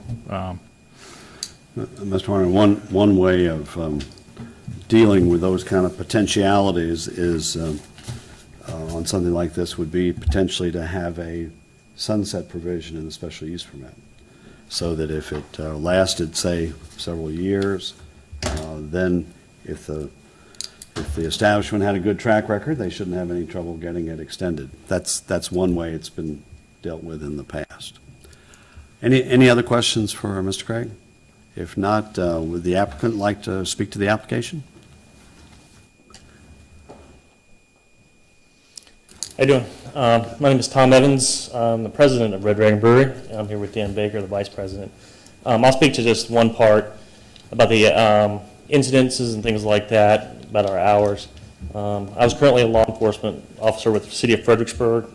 That's my past history. So, I checked the records with people I used to work with, and we have 0 calls for service, and except when I called because of larceny, someone stole our signs or something like that. We have 0 calls for service. We have 0 incidents, inside the bar. All the calls for service came from us because of neighbors that were across the street. So any police activity in that area is because we called because of the landlords across the street and people that were living in the apartments were causing disturbances. So, so we have a good record with the city. So that's all. I want to speak to that part, and Dan can speak to the rest. Good evening, I'm Dan Baker, founding partner of Red Dragon. I want to address some of the concerns that you had. The food truck is our intent unless it breaks down to be off the property after its hours of operation. So we're not intended to host them there or house them there by any stretch. We are attempting to be good neighbors. We host the neighborhood community meetings, and we want to be part of the neighborhood. As such, what I'm trying to do with these hours is become as competitive as our competitors downtown. We have two other breweries now that have the ability to have more flexible hours than we have. I'm looking for flexibility, not necessarily hard line hours. I'd like to be able to work within some confines. Right now, I'm limited to those hours that Mike had listed earlier, and I'm trying to get some flexibility in there as our business dictates to be able to adjust and drive our business appropriately. We lose a fair amount of business in the evenings to some other breweries because we do have our last call 30 minutes before closing, whatever that closing happens to be. If it's midnight, it'll be 11:30. At 10 o'clock, it's usually 9:30. So we're trying to be as accommodating as possible to the constraints that we have, but we're looking for some flexibility to continue our competitive nature. Food truck is another opportunity there as well. A lot of our other competitors either have food trucks available on site or they are operating restaurants. Our intent is not to become an operating restaurant. If we were an operating restaurant, we could serve the other alcohol components that have created problems. We are a brewery. We're into the quality of our beer and our beer alone, so we're not looking to expand to that point. Let's see, I hit everything, I think. So we are everything we serve, we do produce on site, and I did mention the food truck was leaving. So I just want to touch on those points and the questions that you had. Thank you. Commissioners have any, thank you. Have any questions for the applicants?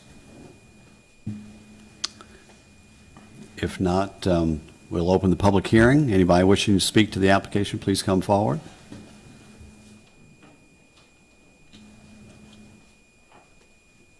I have some, excuse me, David Seaprimer, 22401.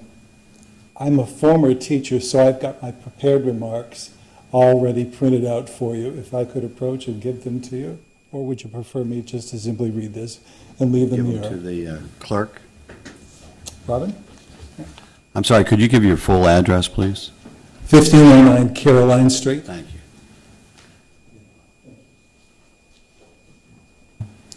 As I said earlier, my name is David Seaprimer. My wife and I live at 1509 Caroline Street here in the city. Recently, I was elected president of the Rising Sun Neighborhood Association, some 100 resident owners in the historic district, whose boundaries begin at Lewis Street and end at Herndon. It includes the cross streets of Fakir, Hawk, Pitt, and Canal. The two thoroughfares are Caroline and Sophia. In this position, I'm here tonight to give some input into the Red Dragon special use permit requesting amending the annual beer production limits and hours of operation, permitting seasonal outdoor seating, and permitting a food truck to operate on site. Categorically, the RSNA would like it known that we support each of these requests, with the following correction to number 10 on the recommendations section and the memorandum dated 2 August 2017, written by Zoning Administrator Mike Craig. Number 10 currently states, the proposed use is permitted only so long as they continue and are not discontinued for more than 24 months. Now, barring any type of sunset clause, which was mentioned just earlier, we'd like the Planning Commission to amend the recommendation number 10 to read, the proposed use is permitted only so long as the current owners had this business. Folks, we really, really appreciate the services and support of these two individuals here. This would give a measure of security to our association without having an undue burden of providing repeated review by the Red Dragon owners. Plainly, these owners enjoy the full faith and support of the Rising Sun Neighborhood Association. We want this to continue in perpetuity. However, we can't willingly give carte blanche support to any subsequent owners who would enjoy the fruits of this special use permit, but who may not have the best business model that fits with our RSNA. Thank you. Anybody else wishing to speak to the application? Welcome, Ms. Palucci. Thank you, Mr. Bates. Beatrice Palucci, 1500 Caroline Street. I'm on the corner of Caroline and Pitt Street. I support the Red Dragon. We worked with them. They worked with us when they first applied in 2015. They were excellent neighbors. They have upgraded the neighborhood. They've upgraded that building. The renovations of that building are beautiful, and it started all the renovations along Princess Anne Street. I have no issues with their expansion. I don't have an issue with their food truck.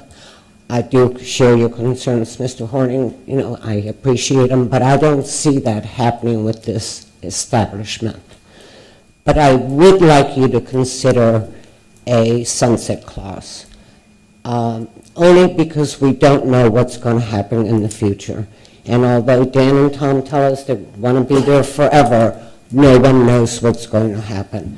And that would afford us this trial and error to see if there are any issues, and then we can address it. A 5-year sunset clause I don't think would be unreasonable at this time, and that's one way of protecting the neighborhood.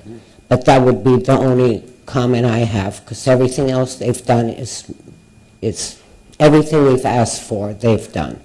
I wish their landlord would take care of their property as well as these guys take care of the landlord's property, but that's another issue. So I'm here to wish them the best, to support this application, but I would like you to consider a sunset clause. Thank you.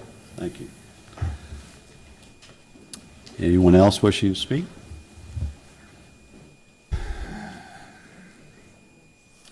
Rupert Farley, 1305 Caroline. This is the issue I did come for tonight.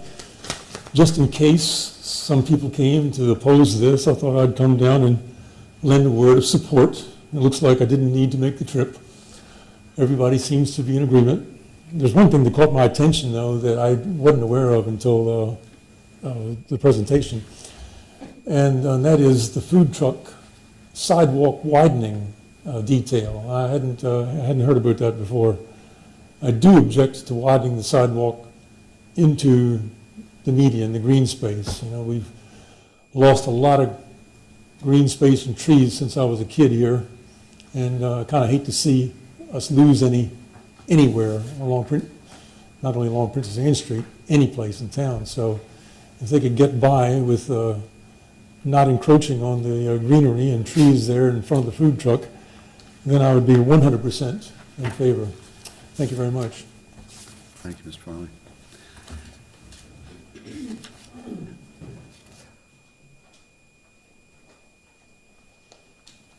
Good evening. Hamilton Palmer, 1500 Caroline Street. I cannot say enough about Dan and Tom and Red Dragon Brewery, and as being a model for how businesses in a CT zoned area have worked with their neighbors. They have set the bar. They really have, I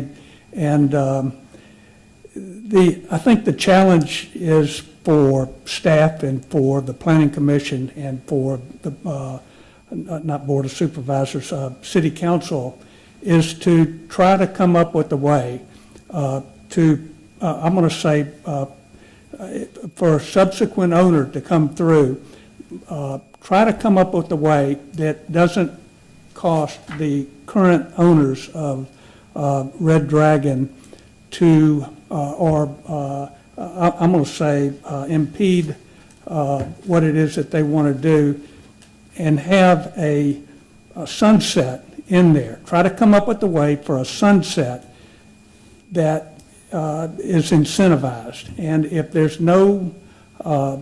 are no complaints, then don't make them go back through the every 2 years for a special use permit. Find a way that has some incentives in there, and that's based on their track record, that they don't have to come back to the Planning Commission or to the City Council. One other thing, they say no lighting over on Pitt Street. Well, a lot of their workers, the employees there, walk down Pitt Street over to the parking lot that's in front of the old Goodwill over on Caroline Street. And it would be nice to have some subtle lighting, allow some subtle lighting. And now, it's probably Mr. Redding, it's going to impact him more than anything else. But if we could turn around and have that lighting that stopped right there, some down lighting that stopped right there at the curb or the sidewalk, that would help out. And it would offer a level of security for the people who use the business and for the employees. But again, a model for how you would like your neighborhood business to work with you. Thank you. Thank you. Do you have any other speakers?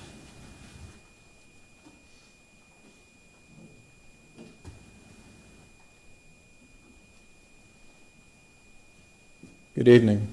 Bill Redding, my wife Michelle, and I live at 205 Pitt Street. We're probably the closest to any impact from the business, which has been wonderful. There's really been no issue.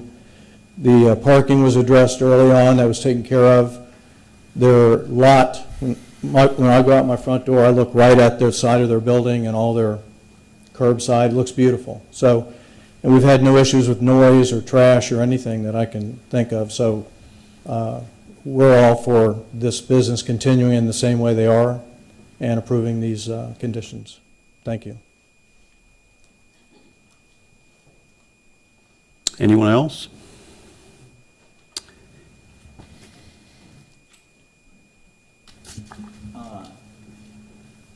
Larry Garfield, 1315 Caroline, 22401.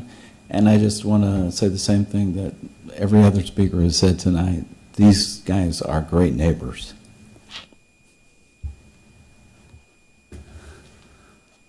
Looks like you've gotten a lot of your clientele to come speak tonight. Any other speakers? If not, I'll close the public hearing. I would, before we open this up for a debate, if you all don't mind, I would ask Ms. Dooley to comment, if she has any comments on the proposed condition by the Rising Sun Neighborhood Association. Thank you, Mr. Chairman, and good evening, members of the Planning Commission. Kathleen Dooley, the City Attorney.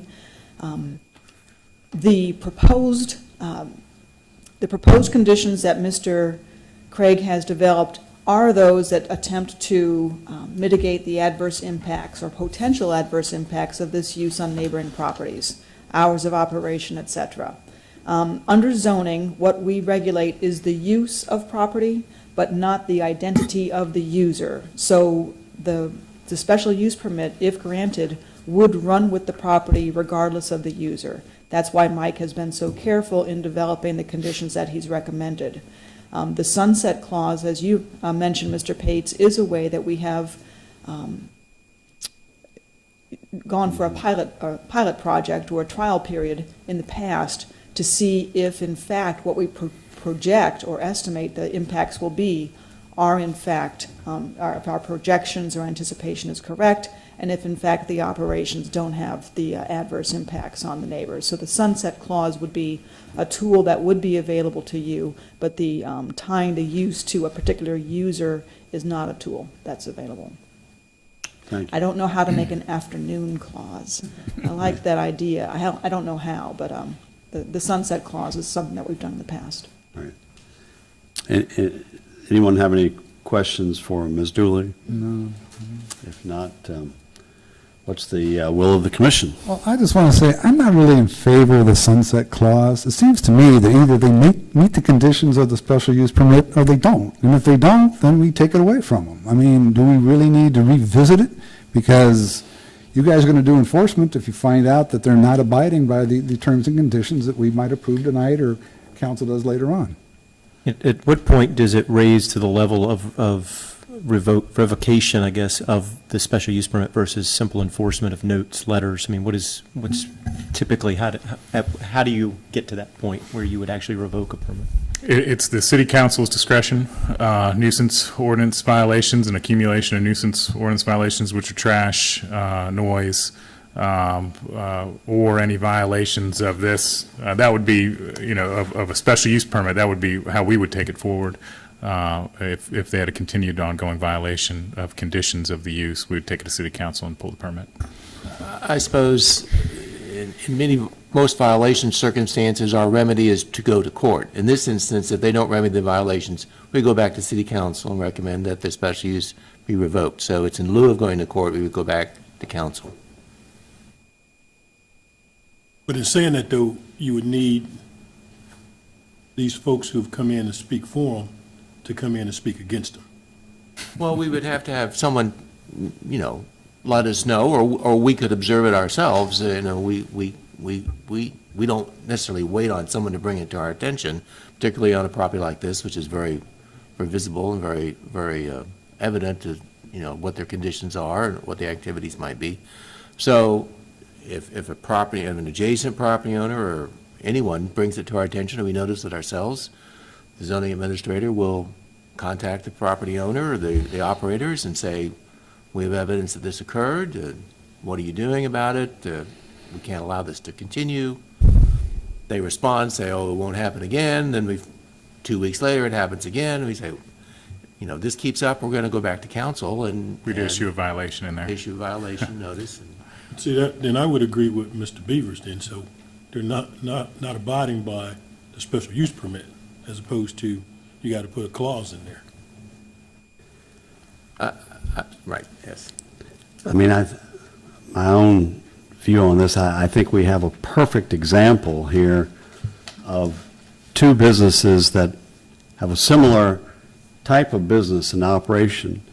One has been exemplary, and the other one has been nothing but trouble for years, and the city has never been able to do much about it, regardless of a kind of special use permit or what the ordinances are. And a business of this type, I think, is extremely dependent on who's the owner and who's operating it, and it can be great or it can be a real nuisance. And it seems to me that a sunset clause here would be very appropriate.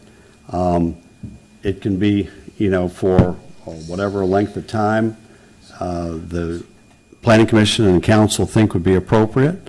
It's been done many times in the past, and it's a hoop to go through, but they've been through plenty of hoops already. And so for a business that's operating successfully and being a good neighbor, it shouldn't be any real problem at all. So I like the idea.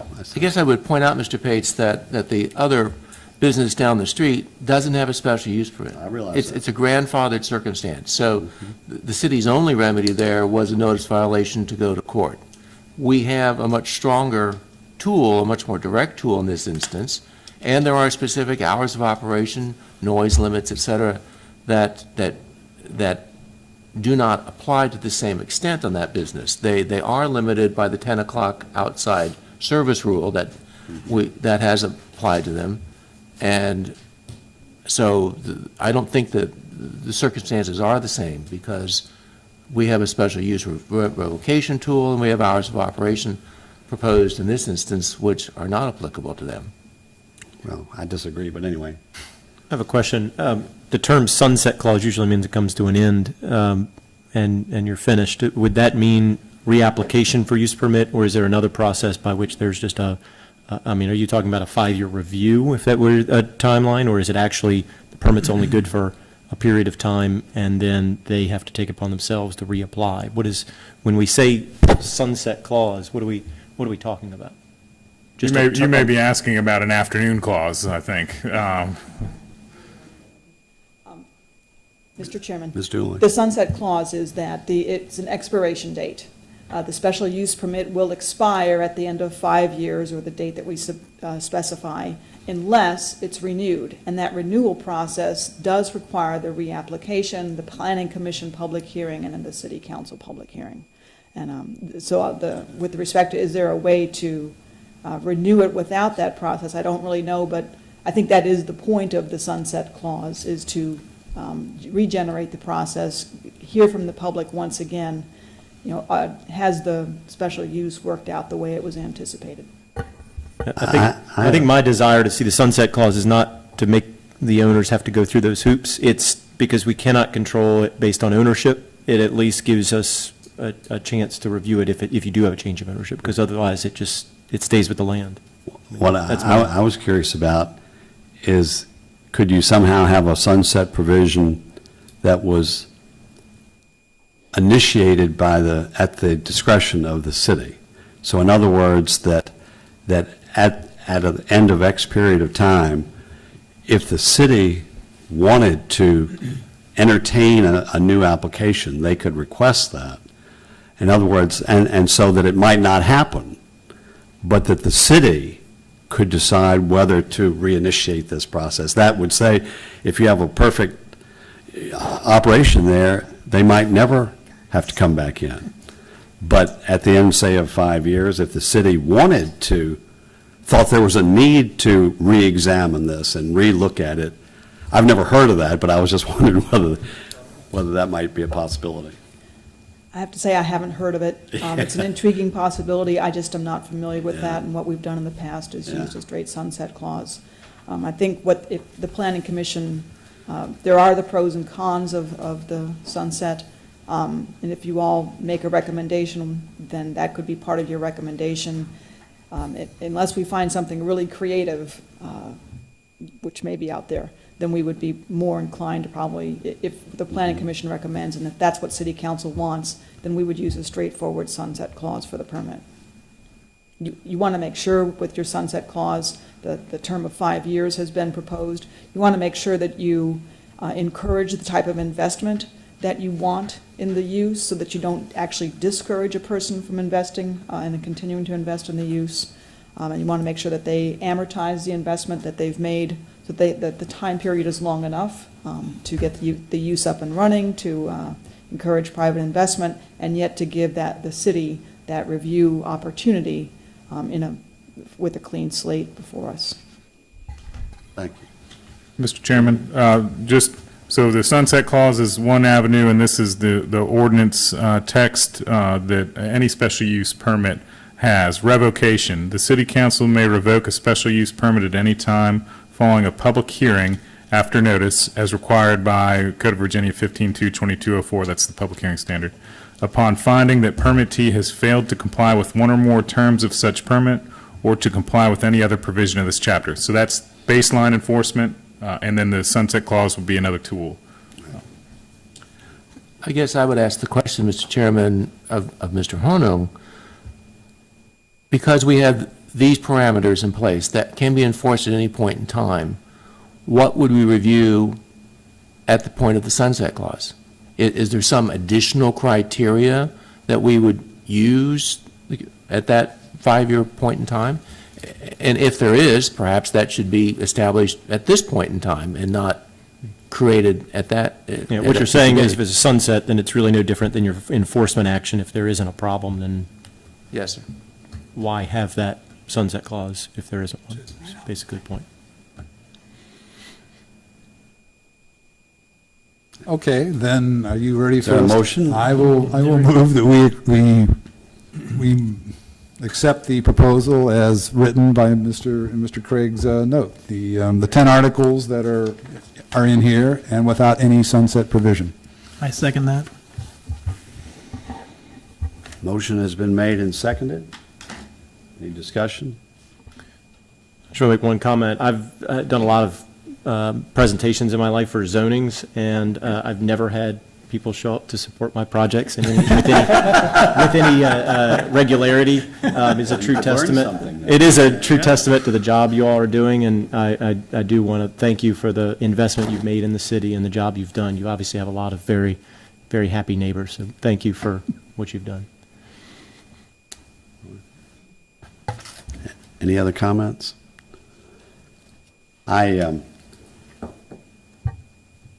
As somebody who lives nearby, I too would like to commend you all for the operation, the investment you have made. I think it is a good business. I'm glad to see that it is prospering, and it's great that you have the support of your neighbors. On the other hand, when your neighbors come in and ask for what I think is a very reasonable condition to protect them over the long term, I would want to accept that. And without a sunset clause, I think I may have to vote against this, although I favor the business, and I think that your application is a good one. Any other comments? Please cast your votes.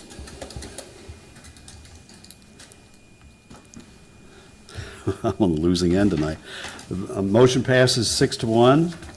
Thank you very much, and we'll move on to the next item. Next item on the agenda is item number 8, UDOT A 2017-06. The City of Fredericksburg proposes to amend the Unified Development Ordinance to address the deployment of wireless communications infrastructure such as microcell facilities, small cell facilities, and monopole structures. Under this proposal, microcell facilities will be exempt from zoning regulation. Small cell facilities located on private property will be permitted by right. Small cell facilities located in the public rights-of-way will be exempt from zoning, but subject to regulation by the Department of Public Works.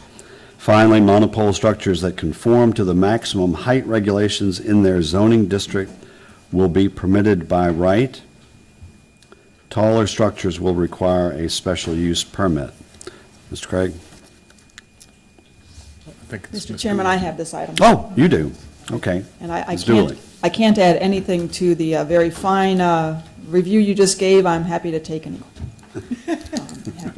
Okay. So, the ordinance tonight is a text amendment for the UDO, and what we're doing is we are reacting to 3 developments.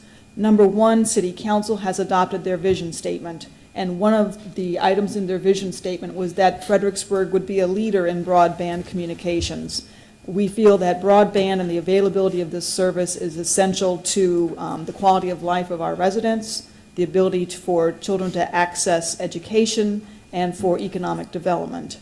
Businesses to be robust and to use all the opportunities that broadband wireless communications provide. So Council has identified this as a priority. Meanwhile, the General Assembly adopted legislation last year that it aligns with federal law that encourages the rollout of broadband wireless communication services. It's a national priority and a state priority for the infrastructure to be built and for these services to become more robust, that we move up from the speeds and the capacity that's available today to 4G capability and possibly 5G capability. That's a national goal and a statewide goal. So we've been pretty much instructed by the state that we have to make certain changes to our zoning ordinance. And then third, meanwhile, we have an application from a provider, Mobility, which is one of the 2 major international businesses that build infrastructure that supports, I'm going to say, antennas that create the broadband capacity. So with these 3 things, the staff has gotten busy. Mr. Craig, Ms. Sherman, Kate Schwartz got involved. Public Works has worked with us. IT has worked with us. We have a good cross-departmental team. What do we propose to do? We propose to do a number of things. One of them is this amendment to the zoning ordinance, but this is part of a broader package. We have a new right-of-way management ordinance that will be administered by Public Works. They've always had a way, the rights-of-way now are, and for many years, are just so valuable. That's a real estate interest that we hold for the benefit of the public, and it's where water, sewer, natural gas, electric, telephone, cable, everything goes in there. Well, now wireless support structures are coming into the public rights-of-way as well. So we have a new right-of-way ordinance that just lays out the rules for how we administer this very valuable, very complex real estate asset. We have design guidelines that encourage co-location of facilities instead of putting in new poles, etc. We've got a CPERC committee that you all are, which one of you is our CPERC member? I should have researched that. Is it the chair of the commission? I don't even know. One has not been specifically designated. Okay. We'll do that. I knew that. It references the chair, but Right. Well, they never meet, right? CPERC is our committee that reviews, and we're going to need it. You guys are going to get ramped up, let me tell you. We'll name Because it. you all review Okay, the we'll put that on the infrastructure next that comes agenda. downtown. And this will be coming downtown. ARB is going to take a review of this, et cetera. So this is part of, what's before you tonight is part of a broader legislative package. Some of it has been mandated by the state, and some aspects have a little bit of discretion to them. One final thing, what we're seeing with respect to how broadband services are provided, wireless broadband services, we're seeing a move from the traditional towers that we think about, like Vertical Bridge that we just approved, the very tall, what we now call macro facilities that provide wireless service over a broad area. And we're seeing that the areas that are in between the macro towers are being filled in with smaller facilities that provide more concentrated service to a smaller area. That's done through something called a micro wireless facility, which is very small and might get strung up on utility wires, for example, or the support wires over an intersection. A small cell facility, and I actually have a photo of a small cell facility in your packet. That's from Sunken Road. Extenet came through, I think, last year and wanted to put these small cell facilities, it was basically a cylinder that they put at the top of a utility pole on Sunken Road, and they put several of them all over the city. And there's also an equipment cabinet that is attached to the utility pole, and that provided better service around the UMW campus area. They were finding that they had more demand for service there than they were able to provide through the macro facilities. So there's small cell co-location. We're really trying to encourage that. And then finally, something called a wireless support structure or wireless infrastructure, and it's basically a utility pole, or is very similar to a current utility pole, more similar in height in terms of basically a maximum height of around 50 feet. And where there are no above-ground utility poles available, for example, to stick the cylinder on top of, I think we will most definitely be seeing new wireless infrastructure support facilities that are vertical structures. They're not as tall as the big macro facilities, the 150 feet, but they're smaller, like 50 feet. And I'm looking over here, Mr. Mark Holland works with mobility. He's with their permitting manager. He's attending tonight, and so far he's nodding, so I feel like I've got the technical aspects of this correct. With respect to zoning, what we're asking for you to review tonight, number one, we want to make sure to align our zoning ordinance with our actual practice. When it comes to facilities that are in the rights of way, those are currently reviewed by the Public Works Department. We don't regulate these under zoning. And yet, that is not totally clear in our Article 1 applicability section. We want to make sure that we consolidate the review of facilities that are going into the public rights of way in the Public Works Department. Those are our property managers. They know where the lines are buried. They know where the poles are. They know the heights of the poles. They know the traffic safety provisions that apply when you're working in the rights of way, et cetera. So we want to move things like the Extenet small cell co-locations and any new utility pole type structures out of zoning and clearly consolidate that with Public Works. We want to align our ordinance with our practice. Second, with respect to small cell co-locations, state code has basically told us you need to give this an expedited review, where we normally have a maximum of 90 days to review a zoning permit. These small cells, when they're installed on private property, they're still a zoning matter. We have an administrative review for those. It has to be done in 60 days. So we've picked up that language from the state code. Mr. Craig still has the opportunity to review these if they're on private property. And they are on private property a lot. Because if you think about National Stadium, for example, you will have all kinds of small cell facilities in there to provide concentrated coverage to within a stadium, people within the stadium. The Churchill Downs, et cetera, they all have these mobility or small cell facilities. So we want to make sure that we have a fast review of those. And we're proposing that the small cell co-location would be permitted anywhere in the city by right. We want to encourage small cell co-location. And then finally, we're proposing that with respect to private property, If there's going to be a new pole structure that's on private property, if it conforms to the maximum height in the zoning district, then we would propose for that to be a by right use, a by right structure. It would be approved administratively. If the new structure is taller than the maximum height in the zoning district, then we would continue to look at that through the special use permit process in the specific zones like we do today. We do not propose any changes at all to our regulations for macro facilities like vertical bridge, for example. Those will continue to be reviewed through the special use permit process, and under federal law, we have the 150 days to review those applications. And then there's, if you think also about the General Washington Executive Center, there was the array of antennas on the General Washington Executive Center a few years ago.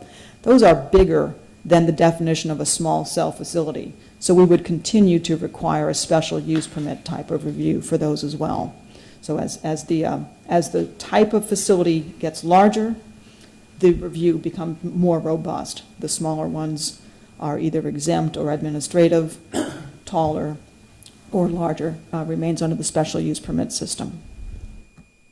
And I will be happy to try to answer any questions you might have. Commissioners have any questions for Ms. Dooley? I've got a couple. Under small cell facility, it limits the size of the antenna to 6 cubic feet, which is kind of consistent with the pictures that we have in this. It then references all other wireless equipment associated with the facility cumulatively is no greater than 28 cubic feet in volume, and then it lists what's not included in the other equipment. I'm just curious, what is the other equipment? Is that up on a pole? Is that, where is that located? What exactly does that mean? If you think about the photo, I believe it's the equipment cabinet. That would be the additional facilities that are associated with the antennas themselves. So, like the base, on the ones that have these poles, these smaller monopoles, the pole itself and the base cabinet, it could potentially be a box on the ground, but it's not necessarily intended to be up in the air. Is that correct? Or I might ask someone with more technical background to try to address that. Then the other question I had was, when we referenced the maximum height they're allowed to be, what is the current max height in the downtown?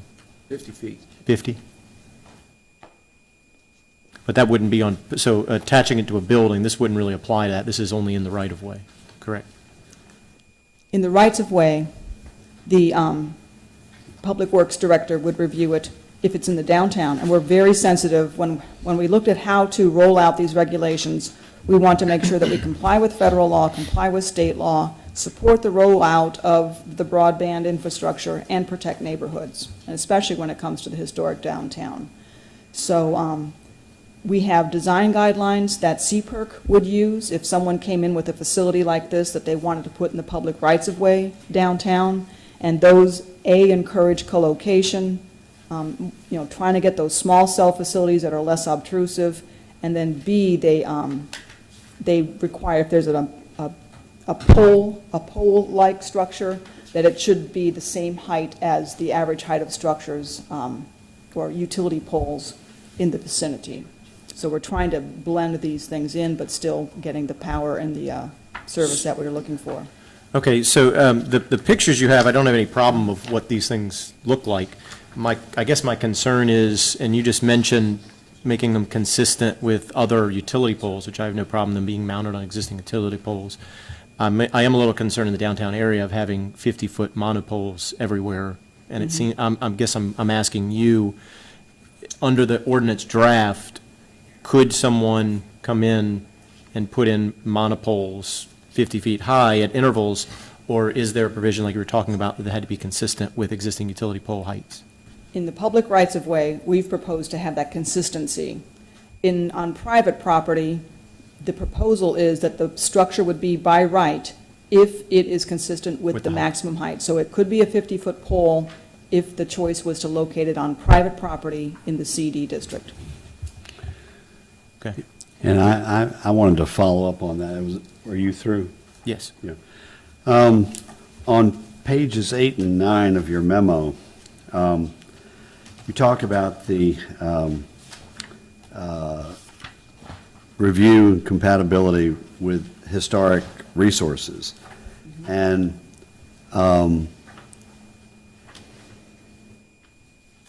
it says here that the city would exercise review through the ARB or CPERC as appropriate for small cell co-locations that are not reviewed by the Virginia Department of Historic Resources.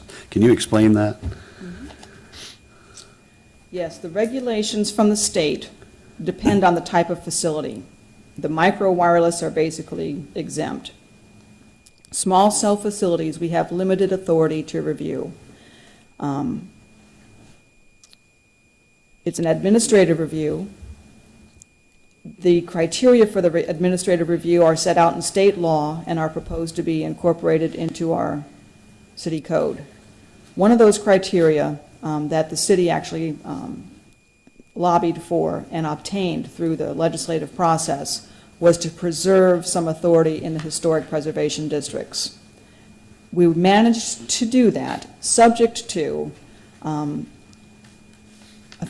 review authority that's exercised at the state level. For something like a national historic landmark or a facility that's on the National Register, the Virginia Department of Historic Resources conducts the reviews of small cell co-locations for those facilities under the nationwide programmatic agreement that I think is referenced in the staff report. They basically worked with the FCC to say, can we agree on a set of rules that tells us when a co-located small cell facility is sort of under a blanket permit? We know that this, under these criteria, it's not going to have an adverse effect on historic properties. They've generated that nationwide programmatic agreement, and that's what the state historic preservation offices use to review small cell co-locations in historic districts that are on the National Register. Okay, so can you walk through an example for us? Let's just say the old Princess Anne Hotel, that building on Princess Anne Street, which is not listed, I don't believe, on the National Register. It's in the historic district. Right. Okay, and so if somebody wants to put one of these structures on that building that's visible from the public right-of-way, what review would the city or the DHR have of that? What I would need to do, our historic district itself is in the National Register, or at least the part that's in the core downtown is. So if you, and you can do this in our GIS system, you can turn on the National Register Historic District and then the whole HFD, and you'll see that our HFD is larger than the National Register Historic District. If the co-location is going to be in the National Register Historic District, then the review would be conducted by the Virginia Department of Historic Resources under the nationwide programmatic agreement to see if it's under the blanket agreement or if it falls outside and needs an individualized review. If it's not within the National Register Historic District, but it is within the HFD, then our Architectural Review Board would conduct the review of that small cell facility co-location.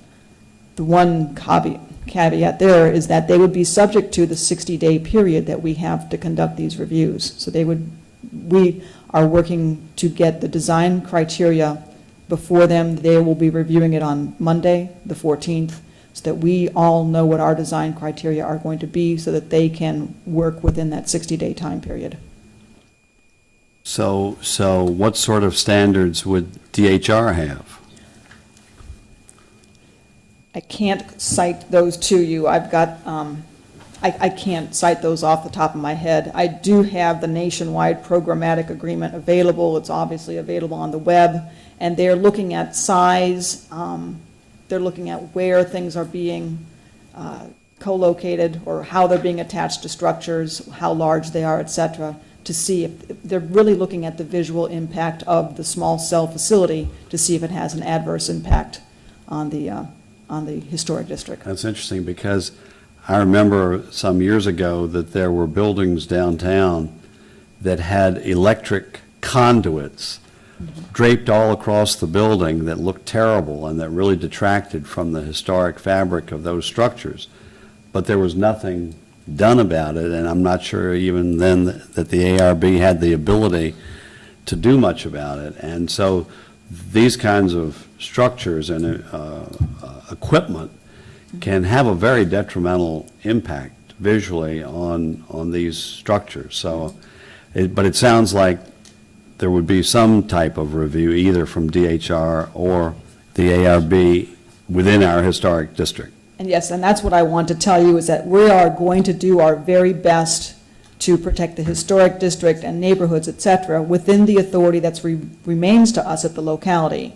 But the federal government has looked out, and they perceive local governments to be a bit of an obstacle to the rollout of the service. The state General Assembly has said the same, and so the amount of authority that we have is constrained.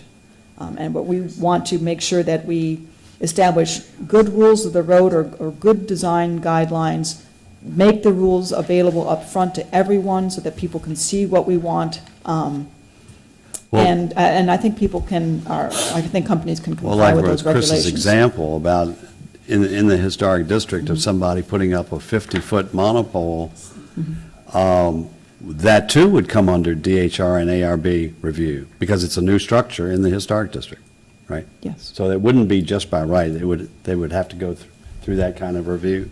Is that right? Yes. Yeah. Correct. Top of page 9 says exactly that. Where it talks about. Well, that's why I was asking, because of her earlier comment. Yeah. Okay. Any other questions for Ms. Dooley? If not, then I'd open the public hearing for anybody wishing to comment on the proposed ordinance. Okay, so the proposal, is this one ordinance? Chairman, members of the Planning Commission, Hamilton Palmer, 401 Charles Street. And Ms. Dooley indicated that the city, I'm going to say, is a good steward, for the historic district and utilities, but they allowed somebody to put a power pole right in front of a window in the historic district, allowed 2 power poles to go right next to each other, and took the review away from the Architectural Review Board. So don't think that, at this monopole, they could take an existing power pole out there and extend it, I'm going to say 10 feet, and if there was a need to for this. And, one of the good things is the SHPO officer might speak up, but they're only going to speak up if somebody, I'm going to say not only, but if somebody complains about it. But the city has not always been a good steward of the utilities, and the Architectural Review Board does not have review. They used to have review. It was in the UDO. The city turns around and this past year took it out and gave that review to city staff. So, I just, the historic district, it would be a shame, if, and there is a potential for abuse. And it probably will not happen, but there's a potential for abuse.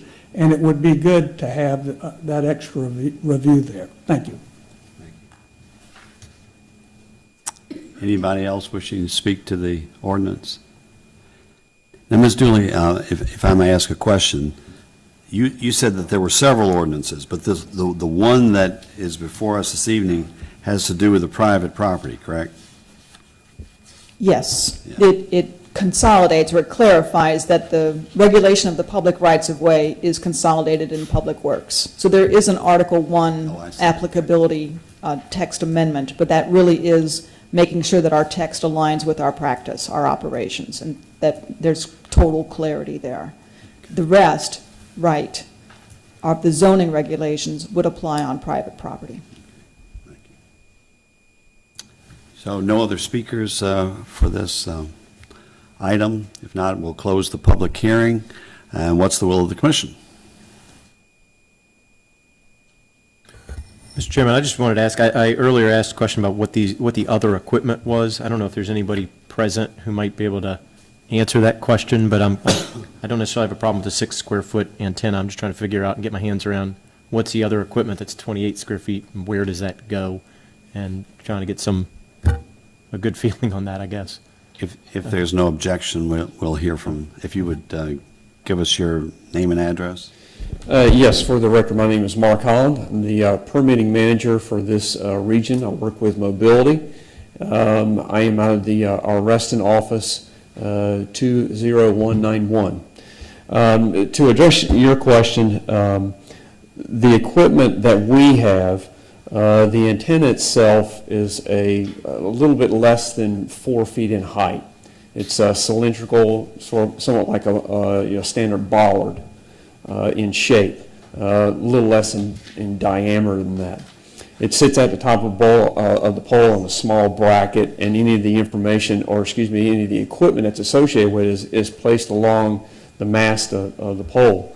We do not, I can only speak for our company, we do not place any equipment on the ground. So there's no additional footprint with any of our installations, unless there's some sort of outstanding condition with the lay of the land or with the pole itself. But even in those cases, we typically replace the pole to something that's more structurally sound that can support the equipment. Now, the supporting equipment that we're talking about is the part of the antenna that provides the signal. It's part of the equipment that provides the signal, as well as a battery backup, and there's also a small GPS antenna that's attached to this. So that's typically what you have with these installations. And to address a comment that was in the public about possibly extending an antenna, that has been a concern in one of the other jurisdictions that I work with, and it was placed in our agreement, and perhaps something like that could be done in our agreement with the city of Fredericksburg, that we cannot have that sort of extension where you would place like another piece of metal, a metal bracket or something like that to extend it by 10 feet or something like that. So that's something that has been worked into our agreements, and we're open to do it in this case as well. And typically, it's not something that we do. Does that help you any, Mr. Warner? It does. I'm just a little concerned that the ordinance draft, and maybe Ms. Dooley, you could tell me where that 28 cubic feet came from. Is this borrowed from somewhere else, or where did that number come from? That number came from the General Assembly. That is their definition of a small cell facility. Okay. It's prescribed under state law now. Okay. Just one more question. I saw Mr. Gant showed me the security cabinet enclosure that's listed as 28 square feet on this. Would you consider that cubic feet? Would you consider that to be? Do you all install things like this cabinet here? And that's not something that we typically do. Again, all of our equipment is typically attached to the pole itself. That's different. So was this language dictated by the General Assembly, that if you adopted this is what they're? Okay.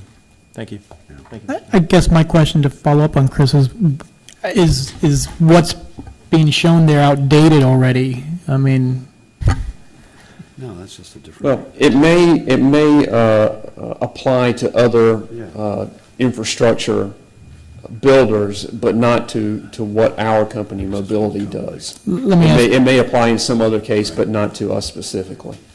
would you see any reason to go that big, I guess, and knowing that the future, I would assume, is smaller and smaller? Based upon what I've come to understand, I've been with the company for about a year now. We don't have anything that's for these type of attachments, these small cell attachments, that is that large. So from what I see, everything is going smaller. Yeah, thank you. Mm-hmm. Okay, what is the will of the commission?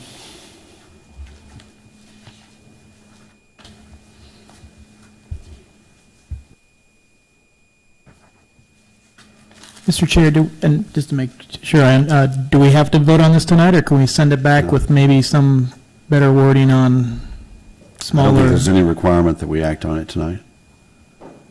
Okay. Mr. Chair, we have a timeline here, and the UDOTA could be worked on tonight, or it could also, if you have a second meeting do you have a second meeting in August? Don't know. Don't know. Okay, that would be a possibility. We have the time in between. We had also hoped, I think we have a public hearing for City Council scheduled tentatively for September 12th. If I could ask, so you're thinking you want to go to a smaller standard? Do you know what that Yeah, standard? just to take that off the plate. I mean, But again, do you know what that standard would be? I don't know that we would just sort of be pulling a number out of the air, and this If thought I has could been. respond actually to that, if that's the concern, You're good. Mr. Holland mentioned that that could be addressed in the franchise. The UDOTA is part of that larger package of legislation. One piece of that package is the franchise, that is the actual agreement between City Council and Mobility that authorizes them to come into the public rights-of-way at all. So that's what I'm hearing, is that one place to address that, which is more of a negotiated agreement, is the franchise. Versus here in the text amendment, that is the definition that the General Assembly has given us for that, when I say that. The small cell facility, the parameters of what is a small cell facility and what shall be permitted. So we have to allow a facility up to that size administratively in our ordinance.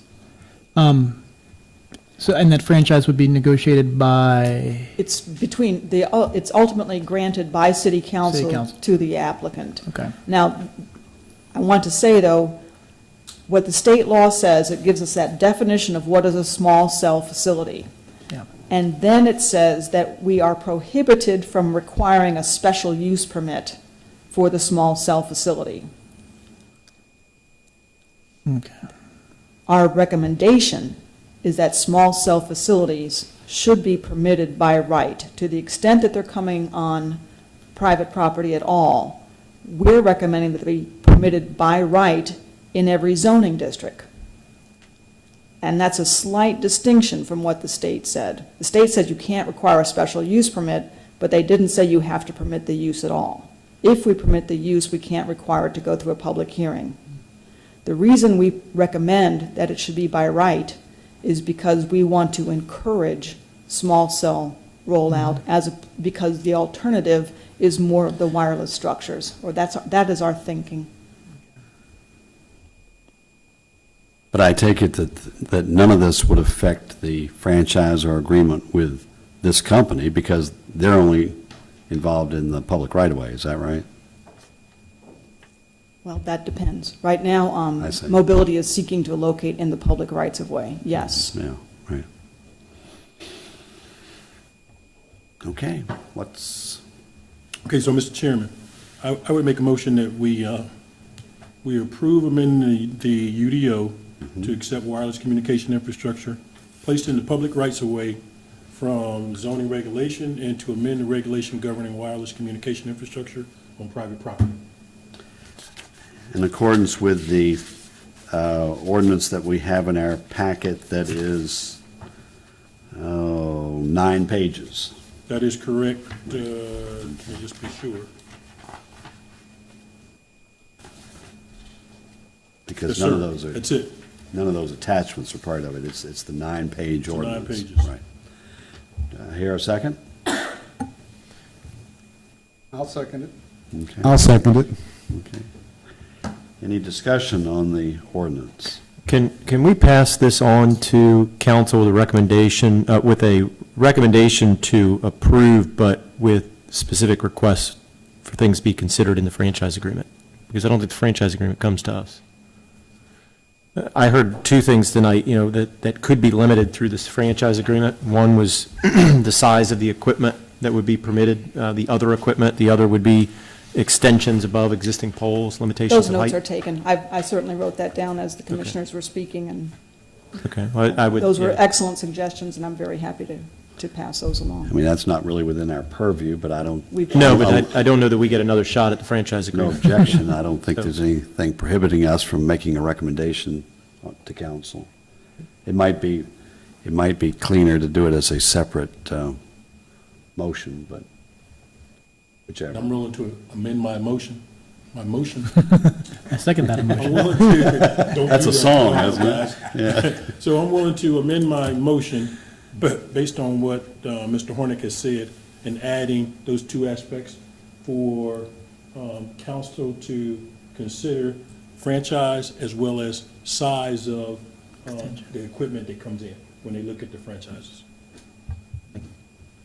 Okay, the seconders accept Yes, that? I will second that, Mr. Gant. Okay, second that emotion. It's too easy.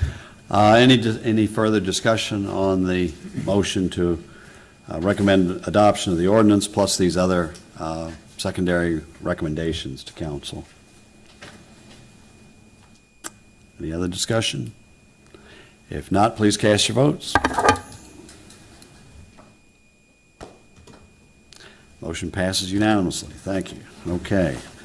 Moving on to item number 9 on the agenda, that's the general public comment period.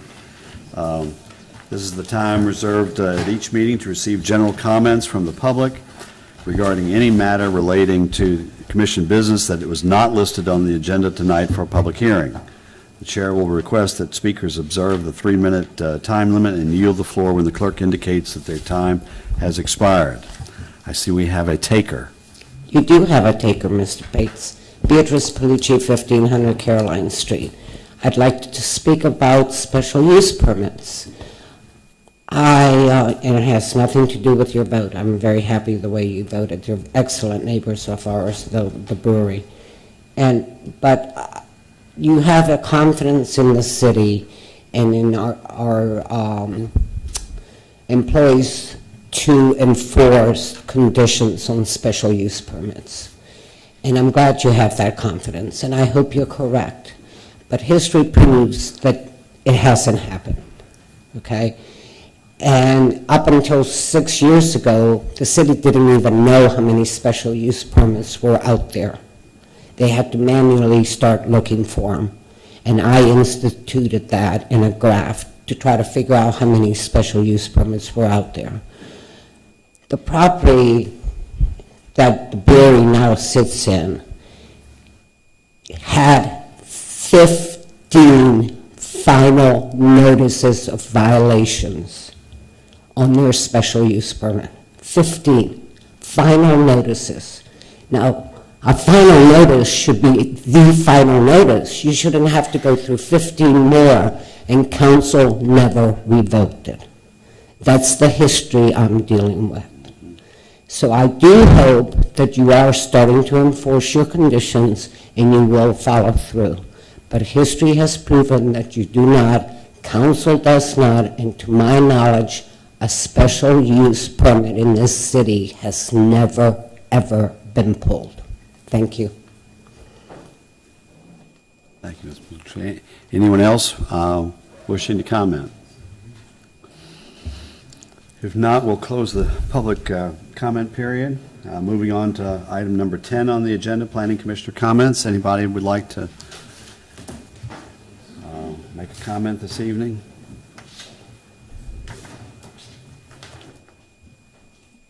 No. Mr. Beaver, surely you have something you'd like to I was say. going to tell you about Banff if you want to hear about Canada. You know, and I'm going to Ireland in 2 weeks. I can tell you about that too. Well, maybe we'll pass on that. Hearing no commissioner comments, I'll turn it over to the planning director. Thank you, Mr. Chairman. Just to review briefly, last night's council meeting, they took up the issue of what we had called, when it was before you guys, limited residential lodging. We modified the nomenclature for that to be more consistent with what other jurisdictions in the state were calling these uses homestays. And so, as a homestay, the council approved on first read the amendments that you all had reviewed.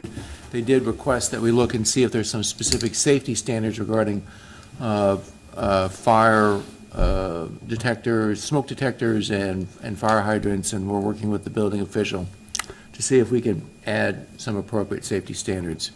What about our recommendation on public notice? We included that. I see. Yeah, that was included. Good, okay. So it's limited to 2 rooms and 90 nights. Good. It was as you had you recommended.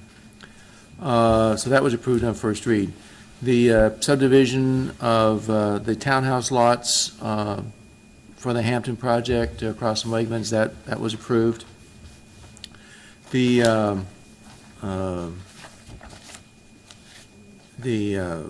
Highlander Park 91 townhouses off of Lafayette was approved. There was an ongoing series of discussions about access and stormwater management, and issues were addressed, and I can answer any details you may have, but I'll just leave it at that was approved. What was the vote? It was, they did first and second read both last night, and on first read it was 6-1, and on second read it was 7-0. There was a request at the meeting, it came in at the meeting from the Friends of Rappahannock about trying to have the stormwater management facilities and the buying of credits for that to be localized to the extent possible. It was explained that those credits can only be bought where there is a credit bank up and running, and there are no banks, that kind of environmental credit bank within the immediate vicinity of Fredericksburg. They're upstream in Culpeper and Rappahannock, and that's where they would have to be within the drainage basin. But so we talked through all that, but that was approved. You recall some time ago there was this issue and it started before many of you actually were on the Planning Commission 4 years ago. We took what was zoned R1 land that was basically used as a holding zone for land annexed in the 1980s, and changed it to R2 if it was vacant, and then to the closest appropriate zoning district if it was developed. In the course of doing that, there was a 0.8 of an acre property whose GPIN number had gotten garbled over the years, and we had evolved into a tussle over exactly what had happened to that 0.8 of an acre. It eventually had gotten appealed to the BZA. Ms. Palucci was involved with that, and BZA decided that that vacant land was supposed to be zoned R12, which that was their determination. So last night, about 10 months ago, there was a proposal by council to reenact their decision and to put it in R2 zoning. And then the owner asked for a pause because in this process, the owner, not only was 0.8 of an acre, they own the adjoining 32 acres, and they wanted to negotiate with the city about some acquisition, if at all possible. They were cordial discussions, but they eventually proved fruitless. And so the attorney for the owner said, well, we want to call a halt to the timeout, so to speak, and so they requested some action be taken on a whole variety of issues. Council elected last night not to pursue a rezoning. They withdrew their own application, and so they let the R12 zoning stand on an 0.8 of an acre, which would result in roughly 8 townhouses on that property. There was some discussion about does this prejudice to some extent what zoning can happen on the adjoining 31 acres. And it's my opinion and the city attorney's opinion that it does not. The comp plan says that this land is to be developed at a low density appropriate with R2 zoning, and I don't think we've prejudiced any other decision. So so that was a long and convoluted discussion that ended up leaving it at zoned R12. This is property behind Bragg Hill, right? Yes, sir, on Wicklow. Right. Yes, sir. And then lastly, sort of not directly related to something that's been before you all, but just so you know that the council did approve the proposed parking action plan. It's been much discussed, and adopted the implementing actions and to move forward with that. All that's described in their package online, but that includes the eventual creation of pay stations along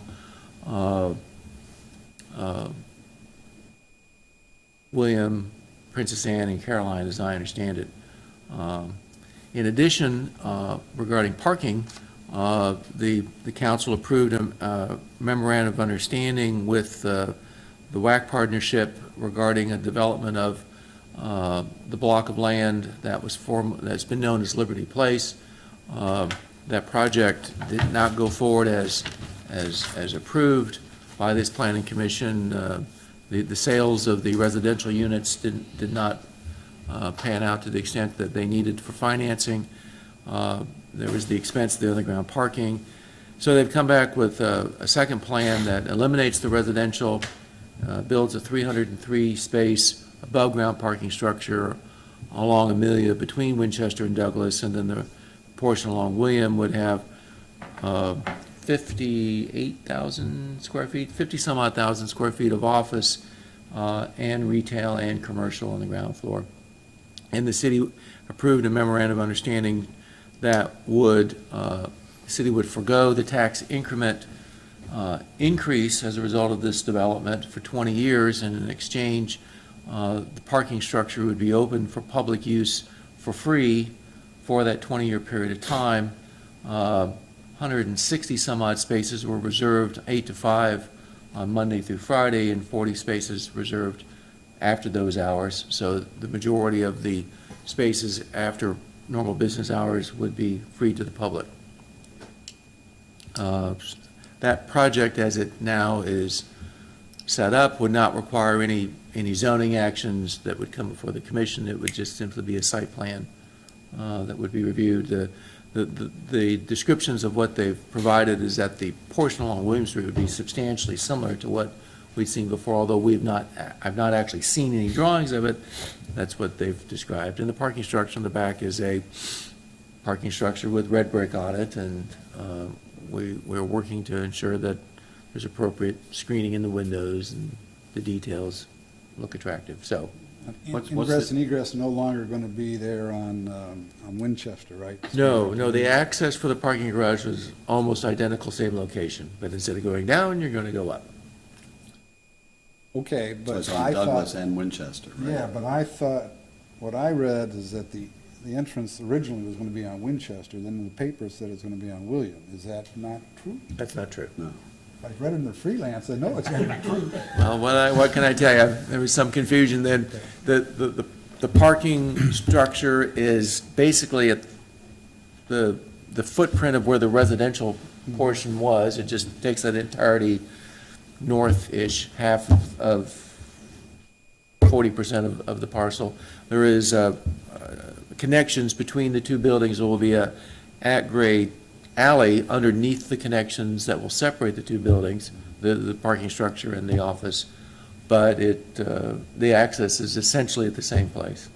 There will be pedestrian access also on William and at the corner of Winchester and Douglas and Amelia. Do they have an estimate of what the cost is going to be to the city for those spaces over 20 years? The estimated foregone cost of the tax increment, it was $240,000 a year, which came out to $4.8 million. Someone did the math, 4.8 million divided by 303. It was estimated that to build that structure, for the city to build a structure of that size, was $7.7 million. So the estimate is that it is far cheaper, and then there is no operating costs. This would be operated by the Liberty Place development. And no upfront money. No borrowing from the city. No borrowing, Upfront money. no operating costs. So that project appears to be going forward. At our next council meeting, we intend to go forward with amendments to the comprehensive plan regarding Area 3 to initiate. So we're just focusing on Area 3 along Route 3 now, try to break this up in manageable chunks to absorb all the information.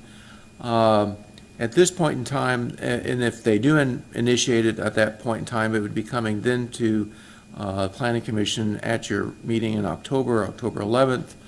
I don't know if you wish to have a work session before then. At this point in time, we do not have any items for a September 13th meeting. So we have nothing scheduled for September 13th. If you want to have a work session to go over it and have a meeting. I think that would certainly be good. That's for But, you all to decide. but it doesn't sound like we need one in August, I don't where we think would so. normally have a second meeting in August. But it doesn't sound like there's a real need to do that, and people can get a little vacation perhaps. So I would suggest that we have a work session on the, what is the? September 13th? The 13th, if there's no other business, you know, and if we had a regular agenda, then we might have to make some adjustment there. I don't know. What do you all think? Tentatively plan to have a work session? We'll go over the, if that's everyone's consensus, we'll certainly focus the discussion on the area plan amendments, but I also think it'd be appropriate for us to talk about the ordinance amendments, because they are rather complex, and it'd be good to kind of, we're working those things through ourselves now on Area 3, and then following months, we'll come back with Area 6, so. What sort of condition are those ordinances, or is it multiple ordinances? Oh, it'll be multiple ordinance. It's bubbling on our stove right now, so. Yeah, but those would apply citywide? Some of them, we Some believe, would. are appropriate to general amendments to the Article 5 sections of UDO in terms of general development practices. Mhm. A great chunk of it, though, would be only applicable within the area plans, and that's what we're trying to sort out now amongst ourselves. Which of these things makes sense to just go ahead and change the overall ordinance? Which of them makes sense to sort of do more incrementally? And Well, I think that would make sense to consider all those possibilities at that Right. work session. Right. Not necessarily to do And you anything want that to, evening. what time do you want to start on the 13th? Say 7:30? Okay, that's fine. Does that sound okay? Okay. Good. Okay.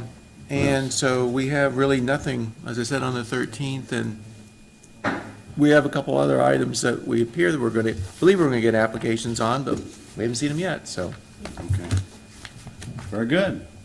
Any other business? Nope. Let's get out of here.